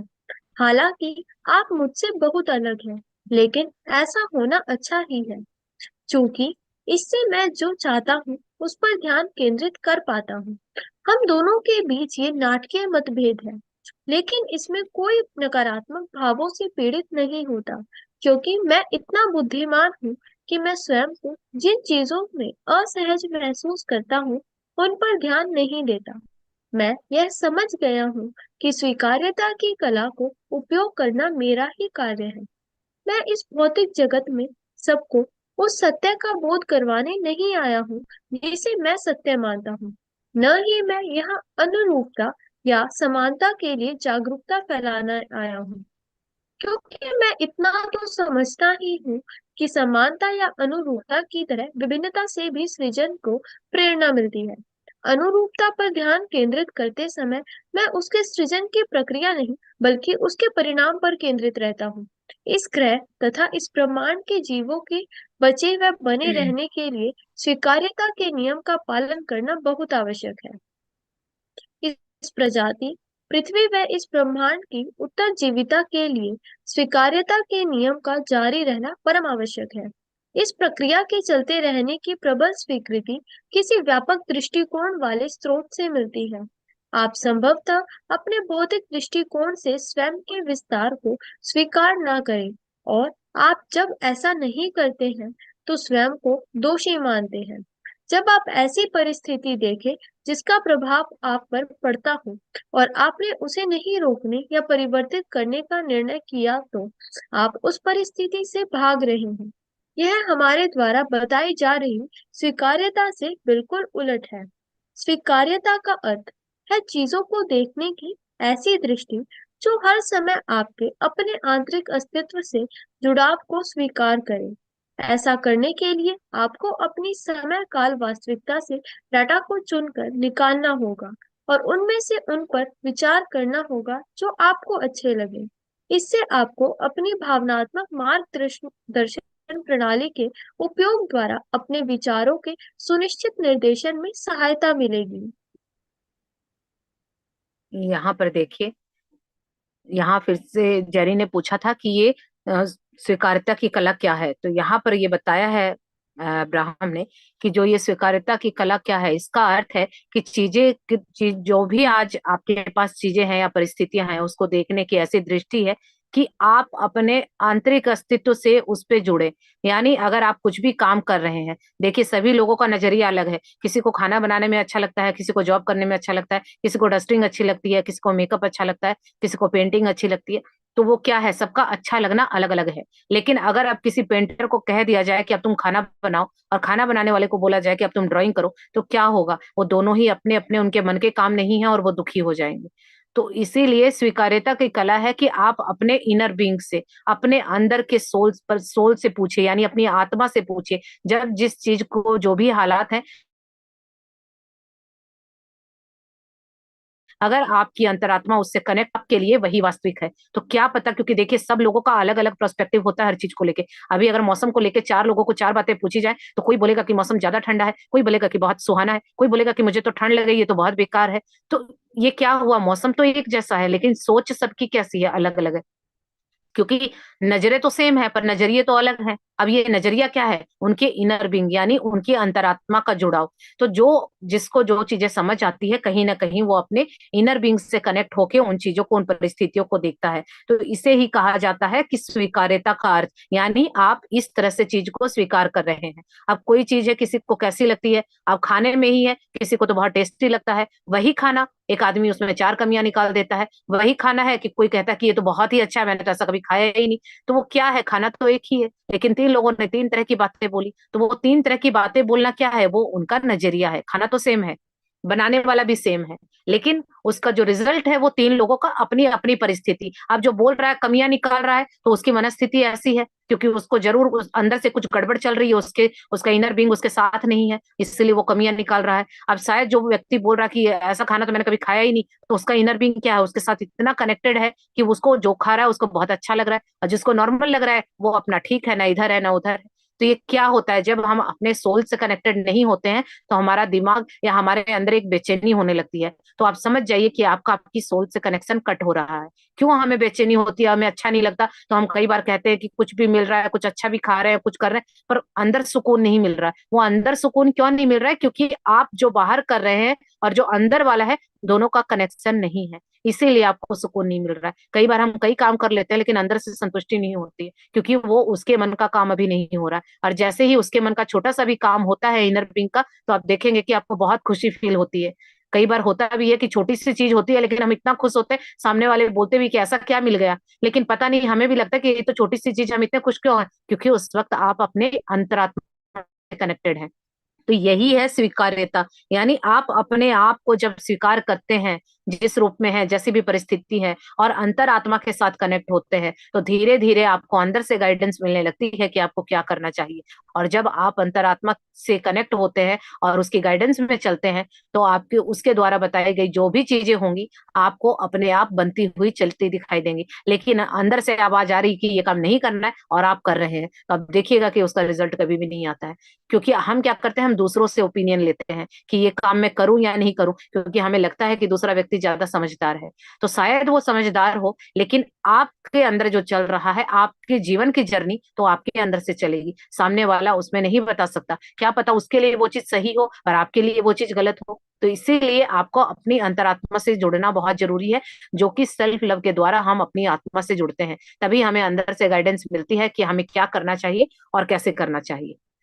तो यहाँ पे यही स्वीकार्यता का अर्थ बताया है कि जब आप कोई भी सोच लेके आते हैं, कोई इच्छा सोचते हैं, और इच्छा सोचने के बाद आपको अच्छा फील होता है, यानी आपकी आत्मा उसमें खुश है। और जब आप अभी जैसे कोई चोर है तो वो चोरी कर रहा है, तो उसके हमें लगता है कि वो गलत है, लेकिन उसको वहां खुशी मिल रही है, तो वो उसके लिए ठीक है। कोई भी चीज इस संसार में गलत सही नहीं है, वो हमें हमारे मतलब की नहीं होती तो हम उसको गलत ठहरा देते हैं, और सामने वाले को अच्छी लगती है तो वो उसको अच्छा बोलता है। तो अच्छा या बुरा वो हमारा नजरिया है, कुछ भी अच्छा नहीं है और कुछ भी बुरा नहीं है। तो जो बुरे काम करते हैं वो हमें लगता है कि वो बुरे कर रहे हैं, पर उनको तो वो अच्छा लग रहा है ना, तो वो उनके लिए फायदेमंद होगा, लेकिन अगर हम करेंगे तो नहीं होगा, क्योंकि हमारी आत्मा उसको बुरा बताती है। तो इसी तरह से कुछ भी अच्छा कुछ भी बुरा नहीं है, वो हमारे विचार होते हैं, और अगर हम वहां फीलिंग डालते हैं और अपनी अंतरात्मा के साथ जुड़ते हैं तो वही चीज रियलिटी बन जाती है।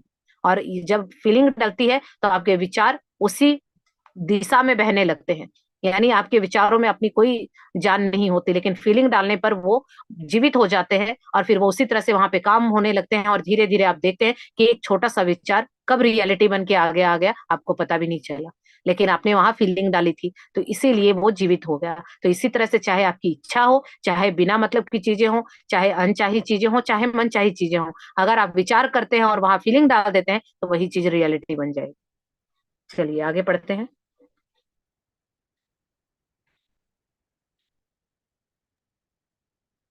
क्या मैं अन्य लोगों के विचारों से स्वयं की रक्षा न करूं?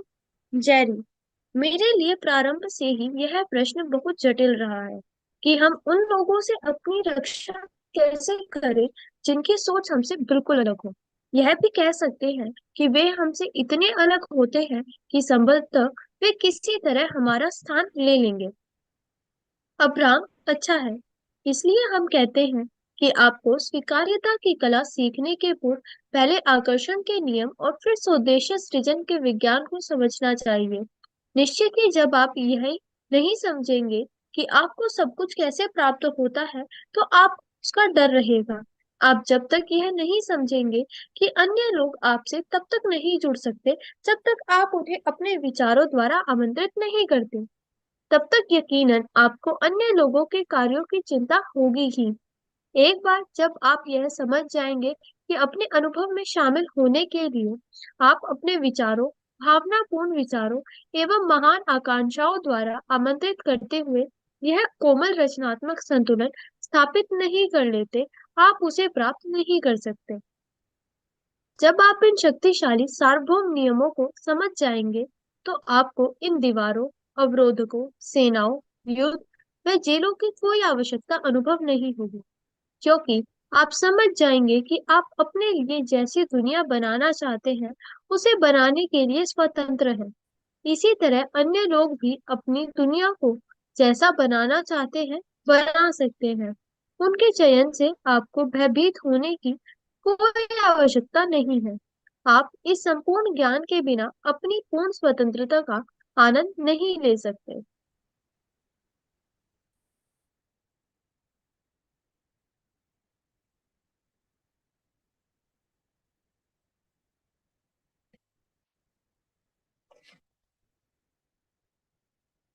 यहाँ पर देखिए, जेरी ने बताया है कि मेरे लिए प्रारंभ से ये प्रश्न बहुत ही जटिल रहा है कि अगर आप मान लीजिए आपकी कोई डिजायर है, लेकिन आपकी सोच सामने वाले से बिल्कुल अलग है, तो तब हम क्या करेंगे? क्या होगा कि वो जो हमारी इच्छा है वो पूरी होगी या सामने वाले की चलेगी? तो ये कई बार होता है, क्योंकि हम जिस परिवार में रहते हैं, समाज में रहते हैं, तो हमारे से जो भी कोई ओपिनियन है तो वो हमारा ओपिनियन और उनका अलग अलग होता है। और कई बार हम चाहते हैं कि ये चीज मेरी बहुत तीव्र इच्छा है कि ये सपना पूरा हो जाए, लेकिन आसपास के लोग बार बार कहते हैं कि ये रियलिटी नहीं है, तुमसे नहीं होगा, ये तो हो ही नहीं सकता। तो क्या उनकी सोच मेरी सोच से काम करेगी या उनकी सोच वहां पे काम करेगी? तो ये हम सभी का रहता है ये क्वेश्चन। तो यहाँ पे हम देखते हैं, अब्राहम ने कहा है कि इसलिए हम कहते हैं कि स्वीकार्यता की कला, यानी अब्राहम का कहना है कि आपको स्वीकार्यता की कला सीखने से पहले आपको सबसे पहले आकर्षण के नियम यानी लॉ ऑफ अट्रैक्शन को समझना होगा, और स्वदेश सृजन यानी आप अपने गोल को कैसे क्रिएट करेंगे उसका साइंस समझना होगा। जब आप ये दोनों चीजें समझेंगे तभी आप समझ पाएंगे कि ये जो स्वीकार्यता की कला है यानी एक्सेप्टेंस की कला है, ये आर्ट ऑफ एक्सेप्टेंस है, ये आप तब समझ पाएंगे। क्योंकि पहले आपको इन दोनों चीजों को समझना होगा, जो कि हमने पिछले चैप्टर्स में बहुत अच्छे से डिटेल में समझा है। तो यहाँ पर अब इन्होंने बताया है अब्राहम ने कि जब भी आपकी कोई इच्छा है तो आपके विचारों के बिना वो आपके जीवन में नहीं आ सकती है। सामने वाला उसके बारे में क्या सोच रहा है उससे इतना फर्क नहीं पड़ेगा। अगर आप अपने अनुभव में किसी इच्छा को रियलिटी में लाना चाहते हैं तो आपको अपने विचारों में रहना होगा। लेकिन देखिए, अगर जैसे आप कुछ सोच रहे हैं, आपका कोई भी ड्रीम है, किसी की मान लीजिए फॉर एग्जांपल कोई ड्रीम जॉब है, अब आप चाहते हैं, आपने बोल दिया अपनी फैमिली में कि मैं तो ये ड्रीम जॉब करना चाहती हूँ, मेरा सपना है मैं ये जॉब करूं। अब सामने से कई लोग ऐसे होंगे, वो बोलेंगे हाँ तुमसे तो नहीं होगा, इसके लिए तो ये क्वालिफिकेशन चाहिए, इसके लिए तो इतना पैसा चाहिए, इसके लिए तो इतनी पहुंच चाहिए। तो वो इस तरह की बातें बोलेंगे और आप डिमोटिवेट हो जाएंगे, क्योंकि आपको लगेगा कि हाँ ये बातें सही है और रियलिटी तो कुछ और कह रही है, सपना मेरा इतना बड़ा है। अब आपको देखना है कि आप दूसरों की बातों को अपने सपने में आने देते हैं या अपने सपने पे ही फोकस रहते हैं। अब दो तरह के लोग होंगे, एक तो वो होंगे जो उनकी बातों को सुनेंगे और सपने को देखना छोड़ देंगे, कहेंगे कि हाँ भाई हालात तो आज ऐसे है नहीं, और सामने वाला भी कह रहा है तो ये तो रियलिटी है, अच्छा चलो छोड़ो, ये तो इसका मतलब वो आपका सपना नहीं था कि जो आपको दूसरों के कहने पे आपने वो छोड़ दिया। लेकिन दूसरी तरफ ये भी हो सकता है कि आप बोलेंगे कि मुझे नहीं पता, मेरा तो सपना है, मैं तो करके रहूंगी, अब जैसे जो होगा वो ऊपर वाला जाने। तो फिर आप अगर इतने अडिग रहते हैं अपने सपने में कि बाहर वाले कुछ भी बोलते हैं तो उनकी भावनाओं का, उनके विचारों का आप पे कोई असर नहीं होता, आप फिर भी पॉजिटिव रहते हैं कि नहीं मेरा तो होगा। तो जब आप इस तरह से रहते हैं तो आप देखेंगे कि अपने आप धीरे धीरे ऐसे लोग मिलेंगे, ऐसे अपने आप काम बनते चले जाएंगे कि आप उस सपने तक आसानी से पहुंच जाएंगे और आपको पता भी नहीं चलेगा।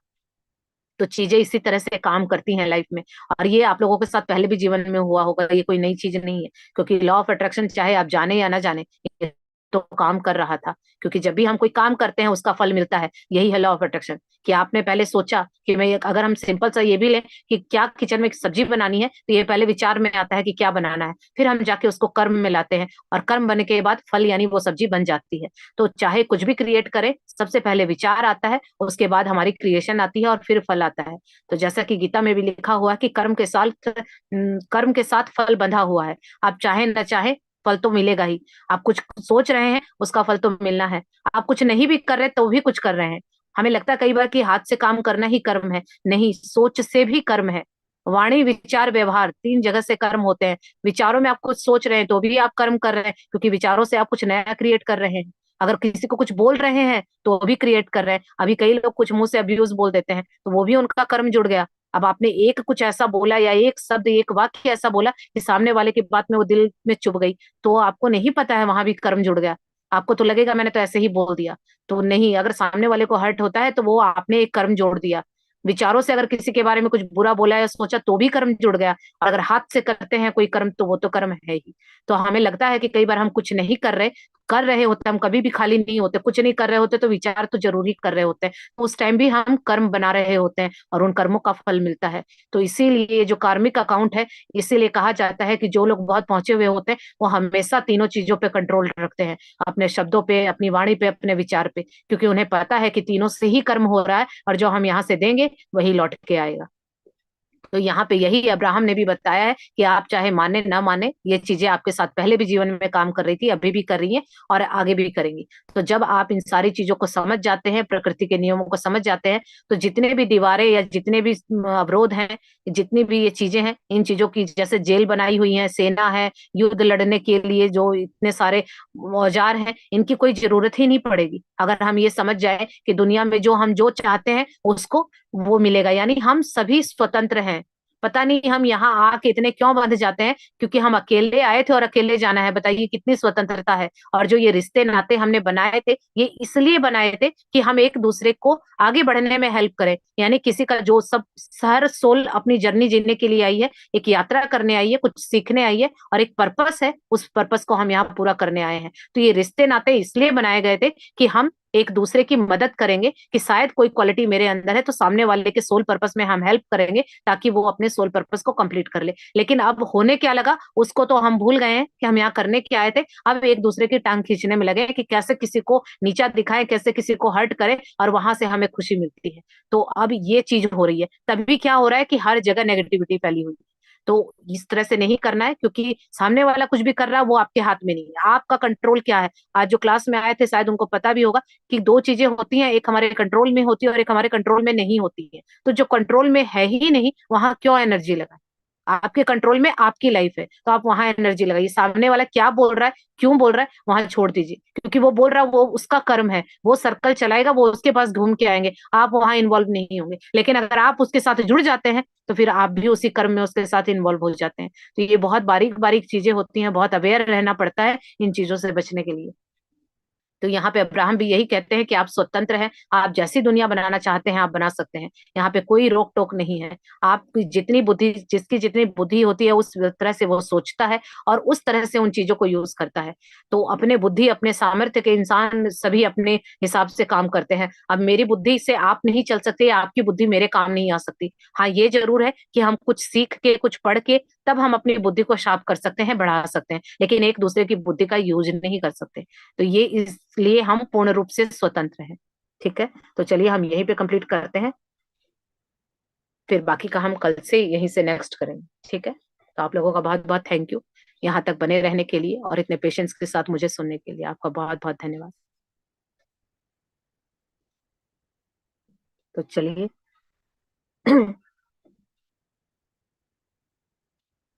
हाँ जी, हैंडल सबने किया, मैं सबके सवालों को जवाब दूंगी। लेकिन आज मेरे लिए बहुत ही खुशी का मोमेंट है।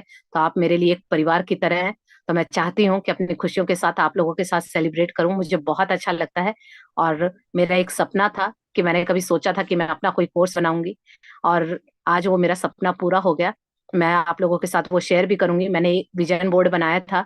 1 तारीख को मैंने सारी फोटो, मैंने सब जो ग्रुप में पहले से मुझे जानते हैं उनको मैंने बोला भी था कि विजन बोर्ड बनाते हैं, जो अपने सपनों की तस्वीरें हैं वो लेके बनाते हैं। और मैंने इस बार अपने सपनों की तस्वीरें लेके वो विजन बोर्ड क्रिएट करने के लिए सारी इकट्ठी की थी चीजें, और उसमें से अभी से मेरे सपने पूरे होने लगे। तो जो मेरी सपनों की तस्वीर है और जो रियलिटी की तस्वीर है वो भी मैं आप लोगों के साथ शेयर करूंगी।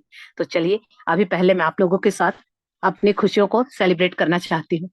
तो जैसा कि मैं बताती हूँ कि लाइफ में कुछ भी हो उसको सेलिब्रेट कीजिए, चाहे कितनी ही बड़ी या छोटी खुशी हो। तो अब मुझे तो इतनी बड़ी बड़ी खुशियां मिल रही हैं, तो आज सभी आप लोगों के लिए मैं फिर से केक लेके आई हूँ। आप लोगों को पता है कि जब भी मैं खुश होती हूँ तो केक काटती हूँ। तो आज तो दो दो मौके हैं। एक तो मेरा कोर्स लॉन्च हुआ है और दूसरा आज 1 तारीख है, यानी फरवरी महीने की शुरुआत है। तो जब 1 तारीख इतनी खूबसूरत है तो पूरा महीना कितना अच्छा जाएगा, सोचिए। तो बहाने ढूंढिए सेलिब्रेट करने के। तो इसीलिए कृतज्ञ रहिए, शुक्रगुजार व्यक्ति हर पल जश्न मनाता है। तो मैं चाहती हूँ कि जो भी मेरी फैमिली का हिस्सा है उनके घर में भी रोज केक कटिंग हो और रोज आप खुशियां मनाएं। तो आप चाहें तो कैमरे ऑन कर सकते हैं, मुझे बहुत अच्छा लगेगा। पलचिन सबको अनम्यूट कर दो।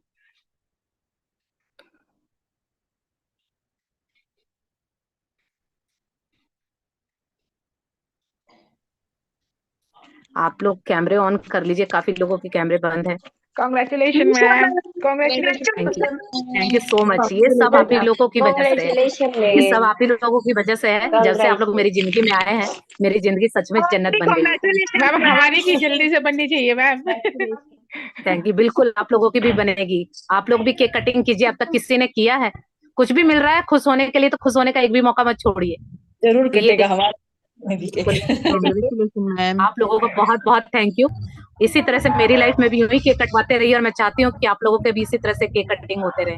तो ये सब आप लोगों के लिए है। हर बार मुझे बहुत तकलीफ होती है ये सोच के कि फिजिकली मैं आप लोगों को ये खिला नहीं सकती, लेकिन मैं ऊपर वाले से, परमात्मा से ये दुआ मांगती हूँ कि जो भी आज क्लास में है, कभी हम फिजिकली मिलेंगे तो मैं जरूर आप लोगों के साथ सच में केक कटिंग करके हम एक साथ एंजॉय करेंगे।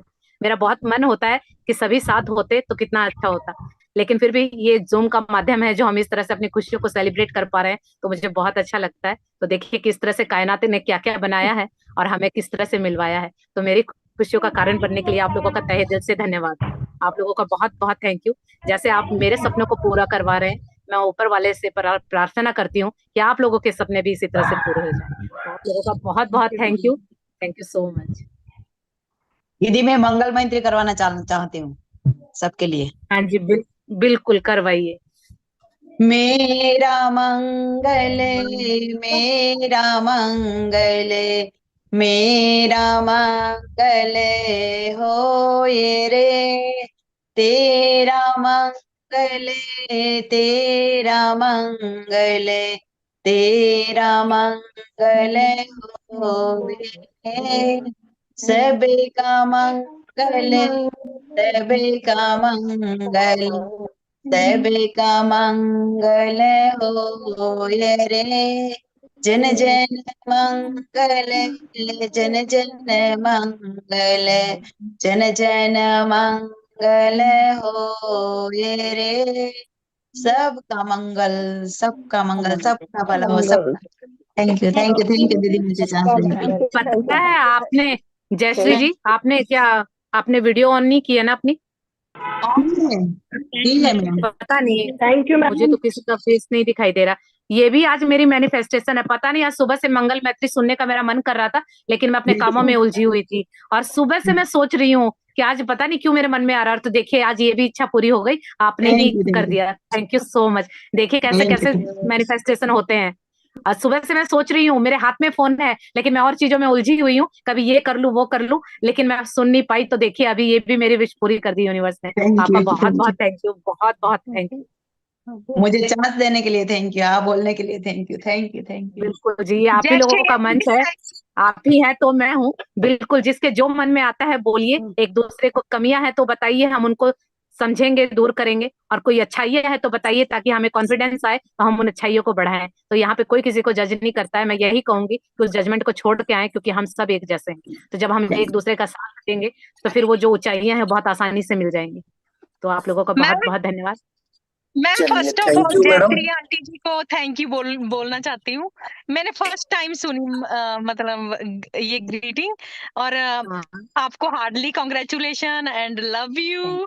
मैं आज बहुत खुश थी। Thank you so much. मैं उसका थैंक यू। ऑडियो अपने ग्रुप में डालूंगी, ऑडियो है एक, तो वो ग्रुप में डालूंगी, सब लोग घर में करते। आंटी हाँ थैंक हाँ यू सो मच, बहुत थैंक यू, बहुत प्यार आपको। Thank you. Thank you so much, love you too. चलिए अंजलि जी, आपने हैंड रेज किया है, अनम्यूट कीजिए। दीदी first of all congratulations. Thank you. दीदी एक शेयरिंग है कि मतलब बताइए। जैसे दिवाली की हम घर की सफाई करते हैं ना, वैसे न्यू ईयर पे ना आपने हम्म, हमारे ब्रेन की सफाई कर दी है। ब्रेन की जैसे सफाई कर आइस ब्रेक जैसे होता है ना, मतलब सोच हम्म, टूटे जाते पुराने बिलीफ जैसे टूटते हैं ना, वैसे डेली एक हाँ एक एक एक कड़ी जो है ना टूटते जा रही है पुराने बिलीफ्स की अभी। और जैसे आप बार बार बिल्कुल। बोलते हैं ना कि आप एक सोल है, एक सोल है, तो तब से ना सबको देखने का नजरिया ही बदल गया है। कि मतलब पहले जो मन में ऐसा रहते थे ना, मतलब बुरे ख्याल आते थे कि इसने मेरे साथ ऐसा किया, ये किया, पर अभी हम्म, सोल टू सोल में देख पाती हूँ सबको कि नहीं ये हाँ अलग सोल है अभी, मतलब ना कोई शिकायत नहीं है अभी किसी से। तो इतनी पॉजिटिविटी रहती बहुत है ना। अच्छी। तो एक मेरी पहचान में एक है, तो वो हम्म, कुछ हफ्तों से मेरे से नाराज थी। हम्म, तो मैंने कुछ नहीं, बस उसको ना बस ये कि तू एक सोल है, मुझे तुझसे कुछ निराशा नहीं है, और तुझे भी मुझसे हम्म। नहीं है, हमें कुछ लेना देना नहीं, हम बस एक सोल बन के आए, एक जर्नी करके चले जाएंगे। तो आज से ना दीदी हाँ, उसका बिहेवियर ही चेंज हो गया है। हाँ, चलिए एकदम बहुत अच्छे। पॉजिटिव से वो बात कर रही, और हंस के ये जो बात आप कर रही बता है। रहे हैं, ये मेरे साथ भी थी। ये पलछिन ने मुझे गाइड किया था, क्योंकि मेरे भी रिश्ते में कुछ उलझन थी किसी से, और मुझे बहुत हर्ट हो रही थी उनकी बातें। और जब मैंने इसके साथ शेयर किया तो इसने मुझे बताया कि आप इस तरह से सोचो, आप ऐसा क्यों सोचते हो कि हमारा उससे रिश्ता है। तो जब से मैंने इस तरह से सोचना शुरू किया तो मुझे बहुत अच्छी क्लियरिटी मिली, और मुझे समझ आया कि जब हम सोल के पर्पस पे या सोल के बेस पे सोचते हैं तो रिश्तों में नहीं उलझते हैं, फिर बिल्कुल क्लियर दिखने लगता है। तो हमारे इमोशन वहां हर्ट नहीं होते, लेकिन जब हम रिश्ते को लेके सोच रहे हैं तो बहुत हर्ट होता है। तो करेक्ट। चलिए, कहाँ और से दीदी क्या और एक निकलता है। आज सुबह जो आपने मिरर वर्क करवाया ना, तो मतलब हाँ, फर्स्ट टाइम मैंने खुद को प्रपोज किया ऐसे, मतलब कि मैं तुम्हें पसंद करना चाहती हूँ। ये तो इतना अलग ही एक्सपीरियंस बिल्कुल। था ना, वो बहुत अच्छा था। अभी देखिए, अभी तो ये शुरुआत है। अभी तो ये शुरुआत है। अभी तो ट्रेलर है, पिक्चर पूरी बाकी है, फिर देखिएगा कैसे हीरो बन के निकलेंगे। अभी मेरी सिस्टर और मेरी मम्मी दोनों भी ज्वाइन है दीदी, अभी वो भी आते हैं क्लासेस में। अच्छा जी, बहुत अच्छा। उनका भी बहुत बहुत स्वागत है। आपका भी हाँ बहुत बहुत धन्यवाद। आपकी बहुत अच्छी शेयरिंग रही। काफी लोगों को आज कुछ सीखने को मिला होगा, क्योंकि ये इस रिश्तों को हील करने का सबसे आसान रास्ता है। हाँ दीदी, एक मैम क्वेश्चन थैंक यू। है। जैसे हम हाँ, बोलिए। लाइफ की कोई एक पॉजिटिव चीज पे ध्यान अगर देते हैं, तो बाकी चीजें हम्म। कैसे अपने आप ठीक होती है? मान लो मैंने रिश्तों में पॉजिटिव सोचना शुरू किया कि ये चीज अच्छी है, तो मेरा करियर, हाँ, मनी, वो हेल्थ, वो कैसे वो ठीक आप होता है खुश रहने लगे ना। मतलब? खुश रहने लगे ना, मेन चीज क्या है, वाइब्रेशन हाई करना। अगर आप खुश ओके। रहने लगते हैं तो वाइब्रेशन हाई हो जाएगी, और हाई वाइब्रेशन की जितनी भी चीजें हैं, चाहे वो रिश्ते हो, पैसे हो, करियर हो, वो अपने आप आपके चिपकेगा। आपको सिर्फ अपनी वाइब्रेशन का ध्यान रखना है। कोई भी ऐसा ओके। व्यक्ति मिलता है जो एनर्जी सकर होता है, आपको हर्ट करता है, वहां से दूर हो लीजिए। उससे हाथ जोड़ ओके। लीजिए कि हाँ, बस आपको उसमें फंसना नहीं, उलझना नहीं है। आज ही हमने चैप्टर में सीखा था ना कि अगर किसी से कुछ होता है तो बहस नहीं करनी है, क्योंकि बहस करेक्ट। करके तो हम अपनी एनर्जी को ड्रेन कर देंगे ना। और हम अपनी एनर्जी पे भी काम कर रहे हैं। अच्छा फील करना, ये बहुत मतलब बहुत मेहनत का काम होता है। अभी हम क्लास में आते हैं, रात को ग्रेटिट्यूड करते हैं, दिन में आप जो ये काम मिल रहे हैं, आप तो क्लास में आते हैं तो दिन भर अपने ऊपर काम कर रहे हैं, और वो सामने वाला आएगा 1 मिनट में आपकी सारी की हुई मेहनत ले जाएगा। तो अभी हमें वो करेक्ट। समझना पड़ेगा कि पहले हम गलती करते थे, अब नहीं करेंगे। कुछ बोल रहे हैं, हाँ ठीक है, हाथ जोड़ लीजिए। आप इतना बोल दीजिए, आप सही है, मैं गलत हूँ, इतने में बात खत्म हो जाएगी, आपकी एनर्जी बच जाएगी। और धीरे धीरे जब आपकी हाई हो जाएगी ना, तो सामने वाला टिक ही नहीं पाएगा, बोल ही नहीं पाएगा। तो तब तक आपको अपने ऊपर काम करना है। ओके दीदी, तो बस थैंक यू आप सो अपने मच ऊपर काम दीदी। करेंगे तो सारी चीजें अपने आप आएंगी। हाँ जी। Okay, okay. Thank you. Okay जी, थैंक यू पुरुषोत्तम जी। आप मैम हमने हैंडल किया है। दीदी मैं है ना जी, कर्जे में बाकी सभी आपने माइक। हेलो दीदी मैं है ना कर्जे में डूबा हूँ, 14 लाख का कर्जा है मेरे ऊपर, तो इसके लिए क्या करना?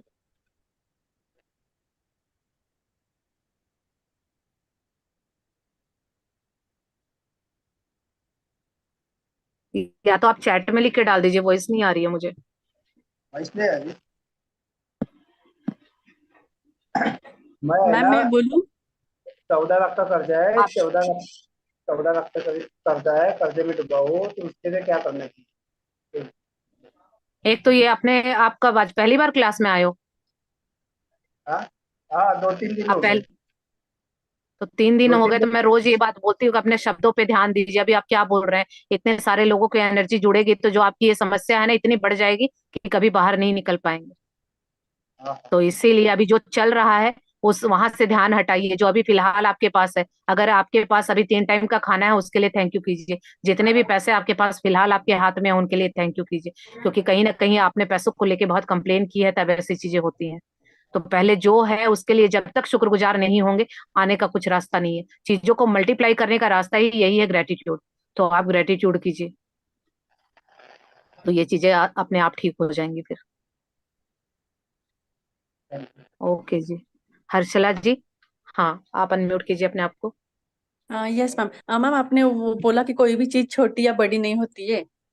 हम्म। तो वो आपने कहा कि वो चोर की थिंकिंग है कि उसके लिए तो वो अच्छा ही है। तो मैम हम्म। फिर उसके लिए अच्छा है तो फिर जैसे हम बोलते हैं कि गलत कर्म किया तो फिर नहीं का गलत फल मिलेगा, तो फिर वो कैसे मैम?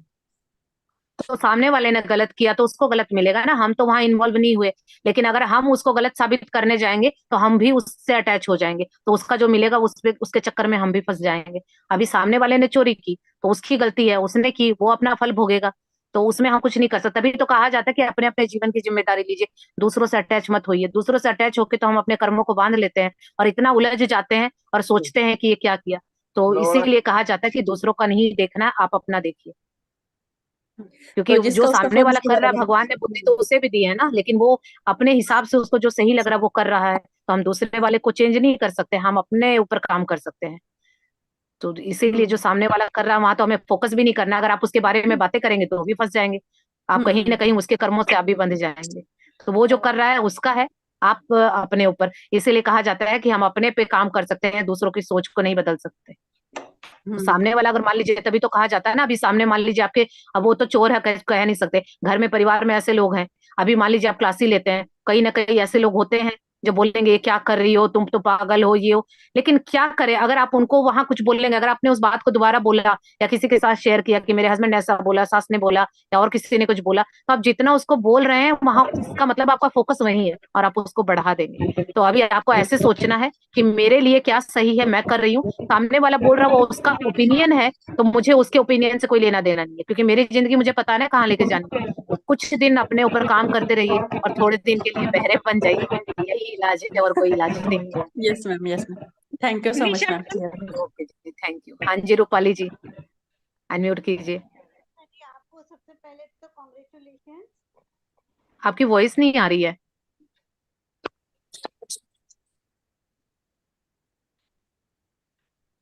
मैम क्लास में आते से ही ना सब कुछ मतलब एकदम अच्छा फील होने लगता है। और सुबह से मतलब सुबह की क्लास हुई थी तब अच्छा लगा था, फिर बाद में बीच में वापस अलग से, और क्लास हाँ, होने वाली है तो वो 1 घंटे पहले से अच्छा लगने वाला। बस बहुत अच्छा, बस ये अच्छा लगाते रहिए, फिर सारी लाइफ अच्छा ही लगने लग जाएगा। यही करना यस, है बस।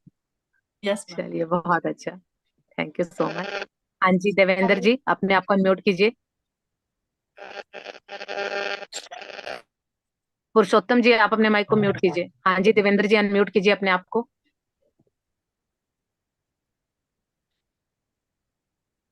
प्लीज, जिन जिन का हैंड रेस है, एक एक करके अपने आप को अनम्यूट कीजिए। मैम सिमरदीप बोल रही हूँ। मैम मैंने हाँ जी, सिर्फ बोलिए। ऐसे कहना था कि जो आपकी मिरर वर्क वाली क्लास है, प्लीज उसके लिए आप शाम का टाइम भी सोच लेना प्लीज। क्या? जो आपकी मिरर वर्क की मॉर्निंग क्लास अभी आपकी शुरू हुई है आज, प्लीज आप हाँ, उसके लिए जो भी नेक्स्ट वो करेंगे प्लीज, ये हम्बल रिक्वेस्ट है कि आप उसके लिए शाम का टाइम सोच लेना प्लीज, कि देखिए उसमें अभी वो का तो जो लोग चल अटेंड रहा कर है, सके अगर जो पॉसिबल वर्किंग है। हुआ तो मैं शाम का ले लूंगी, कोई दिक्कत नहीं है। प्लीज अभी हाँ पर जी, मैंने ऐसा कुछ सोचा नहीं है। हाँ, प्लीज। हाँ, अगर नेक्स्ट टाइम अगर मैंने कुछ ऐसा सोचा तो कोई नहीं, शाम को ले लेंगे, कोई दिक्कत नहीं प्लीज मैम, प्लीज मैम, है। एक ओके। बात और मैंने पूछना था कि जो मतलब लॉ ऑफ अट्रैक्शन है और हम्म। मतलब कार्मा, कार्मा भी इससे रिलेटेड है कि जैसे कहते हैं हाँ जी, but comes around goes around, की वो रिलेटेड है, जैसे रेलेवेंट है एक दूसरे के। हाँ जी, हाँ जी, सब कुछ आपस में इंटरमिंगल है। आप सिर्फ एक चीज को लेके नहीं चल सकते हैं, वो सब कुछ कनेक्टेड है। जैसे होता है ना परिवार में, आप चाहे सिर्फ मैं ही तरक्की कर लूं, मैं ही कुछ कर लूं, बाकियों को छोड़ दूं, आप नहीं छोड़ पाएंगे। क्योंकि बाहर दुनिया समाज में निकलेंगे तो फिर वो क्या बोलेंगे। तो इसी तरह से ये सारी चीजें हैं, आपस में एक दूसरे से कनेक्टेड है। आप छोड़ नहीं सकते हैं, आप छोड़ भी देंगे क्या, लेकिन वो तो काम कर ही रही है ना। अभी आप लॉ ऑफ अट्रैक्शन का मतलब क्या है, जो आप सोचते हैं और जो महसूस करते हैं वो सच होता है। अब आप अपने बारे में अच्छा सोचे तो अच्छा होगा, आप दूसरों के बारे में अच्छा सोचे तो वो अच्छा होगा, और दूसरों के बारे में बुरा सोचते तो घूम के आपके लिए ही तो आएगा ना। वो दूसरों के पास नहीं जाएगा, क्योंकि सोच तो आप रहे, तो वही हो गया, वो सिर्फ आप जो भेज रहे हैं वही आपके पास आ रहा है। तो ये सब मैम कुछ एक मैम साथ इंटरकनेक्टेड है। मैम मैंने अब मतलब आपके साथ क्लास लेके एक चीज शेयर करना चाहूंगी कि मैंने हम्म। फॉरगेट तो मैं पहले ही कर जाती थी, मेरी नेचर ऐसी है, मैं भूल जाती हूँ अगर कोई कुछ भी करे मेरे साथ, पर मैंने फॉरगिवनेस भी कर दी है अभी। चलिए, ये तो और भी अच्छी बात है, ये तो सबसे इम्पोर्टेंट है। ये फॉरगिवनेस ही तो हमसे नहीं होता है, जो जीवन में इतने बड़े बड़े बैरियर लग जाते, कुछ आता ही नहीं है, और अंदर से खुद मैं भी जलते रहते हैं, मैं औरों को भूल भी जाती हूँ जलाते कि रहते मैंने फॉरगिवनेस कर दी है बस, सारा कुछ हैं। मैं बहुत देखो अच्छी हैप्पी बात हूँ है, मैम। बिल्कुल, बहुत अच्छे। अब आप, अगर आपने थैंक यू सो फॉरगिवनेस सीख मच। लिया तो आप देखिएगा लाइफ में कैसे मैजिक होंगे। ये सबसे बहुत मैं बहुत ही अभी टफ काम अभी है। सारा दिन कहती रही कि मैं मनी मैग्नेट हूँ, वैसे ही बिल्कुल। हंसा रही थी अपने क्लाइंट्स को। चलिए, बहुत थैंक अच्छे। यू सो मच मैम, बिल्कुल, मैम हम मनी मैगर, love thank you you. From my thank you soul. So much, love you too, thank you. चलिए, आप हाँ जी बहुत भावना सुंदर जी, लग आपने रहे हैंड रेज किया। हैं। अरे ये तो मेरी देखो अंदर की चीजें हैं क्लीन, अभी तो सेल्फ लव चालू हुआ आज। 21 दिन बाद देखिएगा क्या निकल के आता है। ये सुंदरता बाहर लिपा पोती से नहीं, अंदर की क्लीनिंग से है। जी जी। सही में मैम चलिए बहुत नेचुरली बहुत थैंक यू। नेचुरली बहुत अच्छे दिख रहे हो। हाँ हाँ, हेलो मैम। हाँ जी हेलो। बोलिए। हाँ जी। हाँ। मैम ये क्वेश्चन था मेरा कि जैसे हमारे हम्म दिमाग में कोई भी बात आई तो उसे रिलेटिव बनने से कोई नहीं रोक सकता, यही चीज है ना। हम्म आपने अभी कहा कि अगर हमारी सोच में अगर वो कोई चीज आई है, हमारी कोई भी गोल है, हम्म कोई हम्म। सोच में आ गई तो उसे मतलब पूरा होने से हम लोग नहीं रोक सकते हैं, है ना। तो मैम अगर चारों सोच के तरफ साथ अगर फीलिंग जरूरी है। सोच के साथ जी फीलिंग जी हाँ जरूरी, हाँ सोच जी तो हाँ आपने जी, वही लिया। हम कह रहे हैं। हाँ हाँ जी। हाँ, फीलिंग लेकिन अगर जरूरी है। चारों तरफ वो नेगेटिव फैली हुई हो, जैसे रिलेशन में वगैरह जहां पर भी काफी उसका हम्म। नेगेटिव इफेक्ट हो, तो फिर वो टाइम लगेगा उसको पूरा होने में, ऐसा है क्या। हाँ वो टाइम तो लगेगा ना, क्योंकि हम कोई चीज नहीं सीखते हैं तो अभी नई चीजें सीखने में, अप्लाई करने में टाइम तो लगेगा। लेकिन अभी ये तो सोचिए कि अब तक इस चीज को झेल रहे थे या जी रहे थे, अब हमारे पास ऐसी तो कोई चीज मिल जाएगी जो हम अपनी लाइफ को अपनी दिशा में मोड़ सकें। तो जैसे जैसे प्रैक्टिस करते जाएंगे वो सारी चीजें अपने आप इजी होती जाएंगी। अब मैम हील करना, जैसे किसी को हील करना हो तो वो भी हम्म। इसी के मतलब मेडिटेशन के थ्रू ही कर सकते हैं, ऐसा किसी हाँ हील करना हो। मेडिटेशन में कॉस्मिक एनर्जी है ना, वो अपने हाँ आप जी। आपकी बॉडी को, आपके विचारों को, अंदर की जो चीजें हैं उनको हील करती है। सबसे अच्छा रास्ता है मेडिटेशन का। मतलब सेकंड पर्सन को भी हील कर सकते हैं। नहीं देखिए, अभी हम, मेरे को ये पता, मेरे को तो अब तक जितना मैंने समझा, हम दूसरों को चेंज नहीं कर सकते हैं। ये चीज तो मैं, देखो मैं अपना बताती हूँ, बाकी मुझे नहीं पता सच गलत क्या है, क्योंकि मैं भी अभी सीख रही हूँ। तो ऐसा कुछ नहीं, लेकिन मैंने अपने जीवन में अनुभव किया है कि मैंने अपने ऊपर काम किया ना तो मेरे आसपास की चीजें बदल गई। लेकिन मैंने पहले अपने आप को, मतलब जो कहते हैं ना, लिमिट क्रॉस करके मैंने औरों की बटरिंग की थी, लिमिट क्रॉस करके मैंने औरों के लिए काम किया था। अपने काम को छोड़ के मैंने औरों के काम किए थे।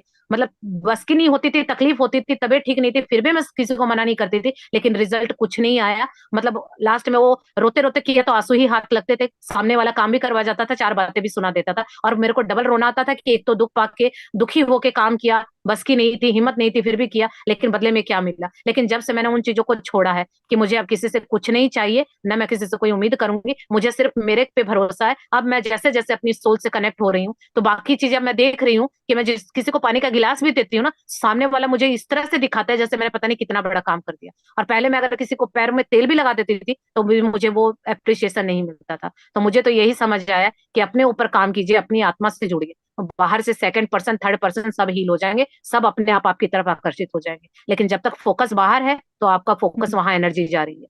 तो मैंने तो अपने ऊपर काम किया तो मेरा तो सब कुछ ठीक हो गया। अभी मेरी जितनी जो भी मेरे चैलेंज थे रिश्तों के, सब कुछ हील हो गए, और मैंने बाहर किसी के ऊपर कोई काम नहीं किया, लेकिन वहां से ध्यान हटा दिया। अब मेरा फोकस, अभी भी कुछ बातें ऐसी होती है, कभी हर्ट होता है, लेकिन फिर मेरे को लगता है नहीं, अभी मेरे ऊपर अभी और काम करना बाकी है, अभी यहाँ पे भी थोड़ी जरूरत है, तो मैं वहां ध्यान नहीं देती हूँ, मैं अपने ऊपर ज्यादा फोकस करती हूँ।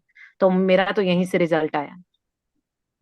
अब मैम ये जो आपने कहा ना कि पहले में मतलब किसी को तेल भी लगा दो तो अप्रिसिएशन नहीं मिलता था, तो उसके लिए मैम आपने क्या किया।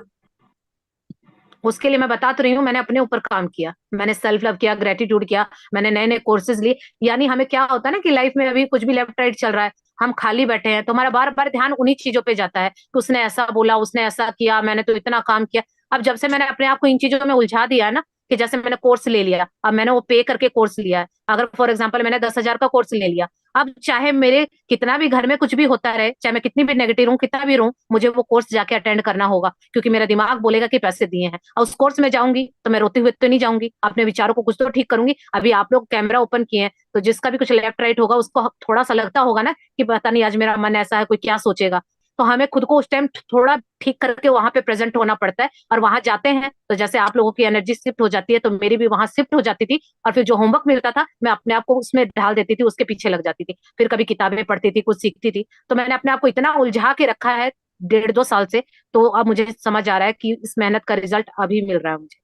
तो मुझे तो यही समझ में आया, मैं तो यही करती थी, बाहर से तो मैंने फोकस हटा दिया, मतलब कोई कुछ कहता था तो मैं कर देती थी, लेकिन दुख पाके नहीं करती थी। अब मैंने मना करना सीख लिया, अपनी बाउंड्री बना ली। अगर मेरे बस में है, मुझे अच्छा फील होता है, मेरे पास टाइम है, तो मैं कर दूंगी। ईगो नहीं है, देखिए इसमें बहुत एक फाइन लाइन होती है। मेरे पास टाइम नहीं है इसलिए मैं मना कर रही हूँ, ऐसा नहीं है कि मुझे करना नहीं है, मैंने पहले बहुत किया, नहीं, टाइम होता है तो मैं भी कर देती हूँ, मना नहीं करती हूँ। क्योंकि आसपास के लोग ऐसे हैं, क्योंकि मुझे बहुत सारी चीजें आती हैं, सबको पता है, मुझे पहले बहुत तारीफ की भूख थी, तो मैं नई नई चीजें सीखती तो सबको बताती थी मुझे ये भी आता है, ये भी आता है। अब लोगों को लगता है आता है तो तुम मेरा कर दो, तो मुझे करना पड़ता था और फिर मुझे हर्ट होता था और वो करवा के मुझे बातें भी सुनाते थे।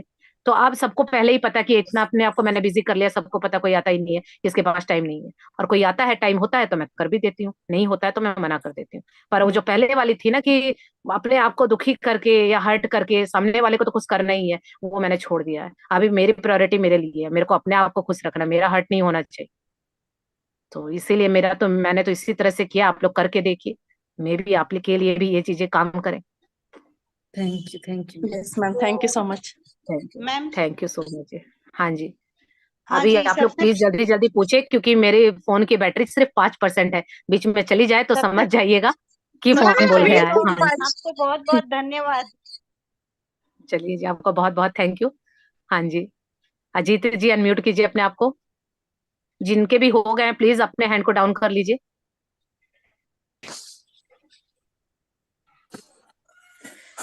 चलिए, थैंक यू निशा मैडम।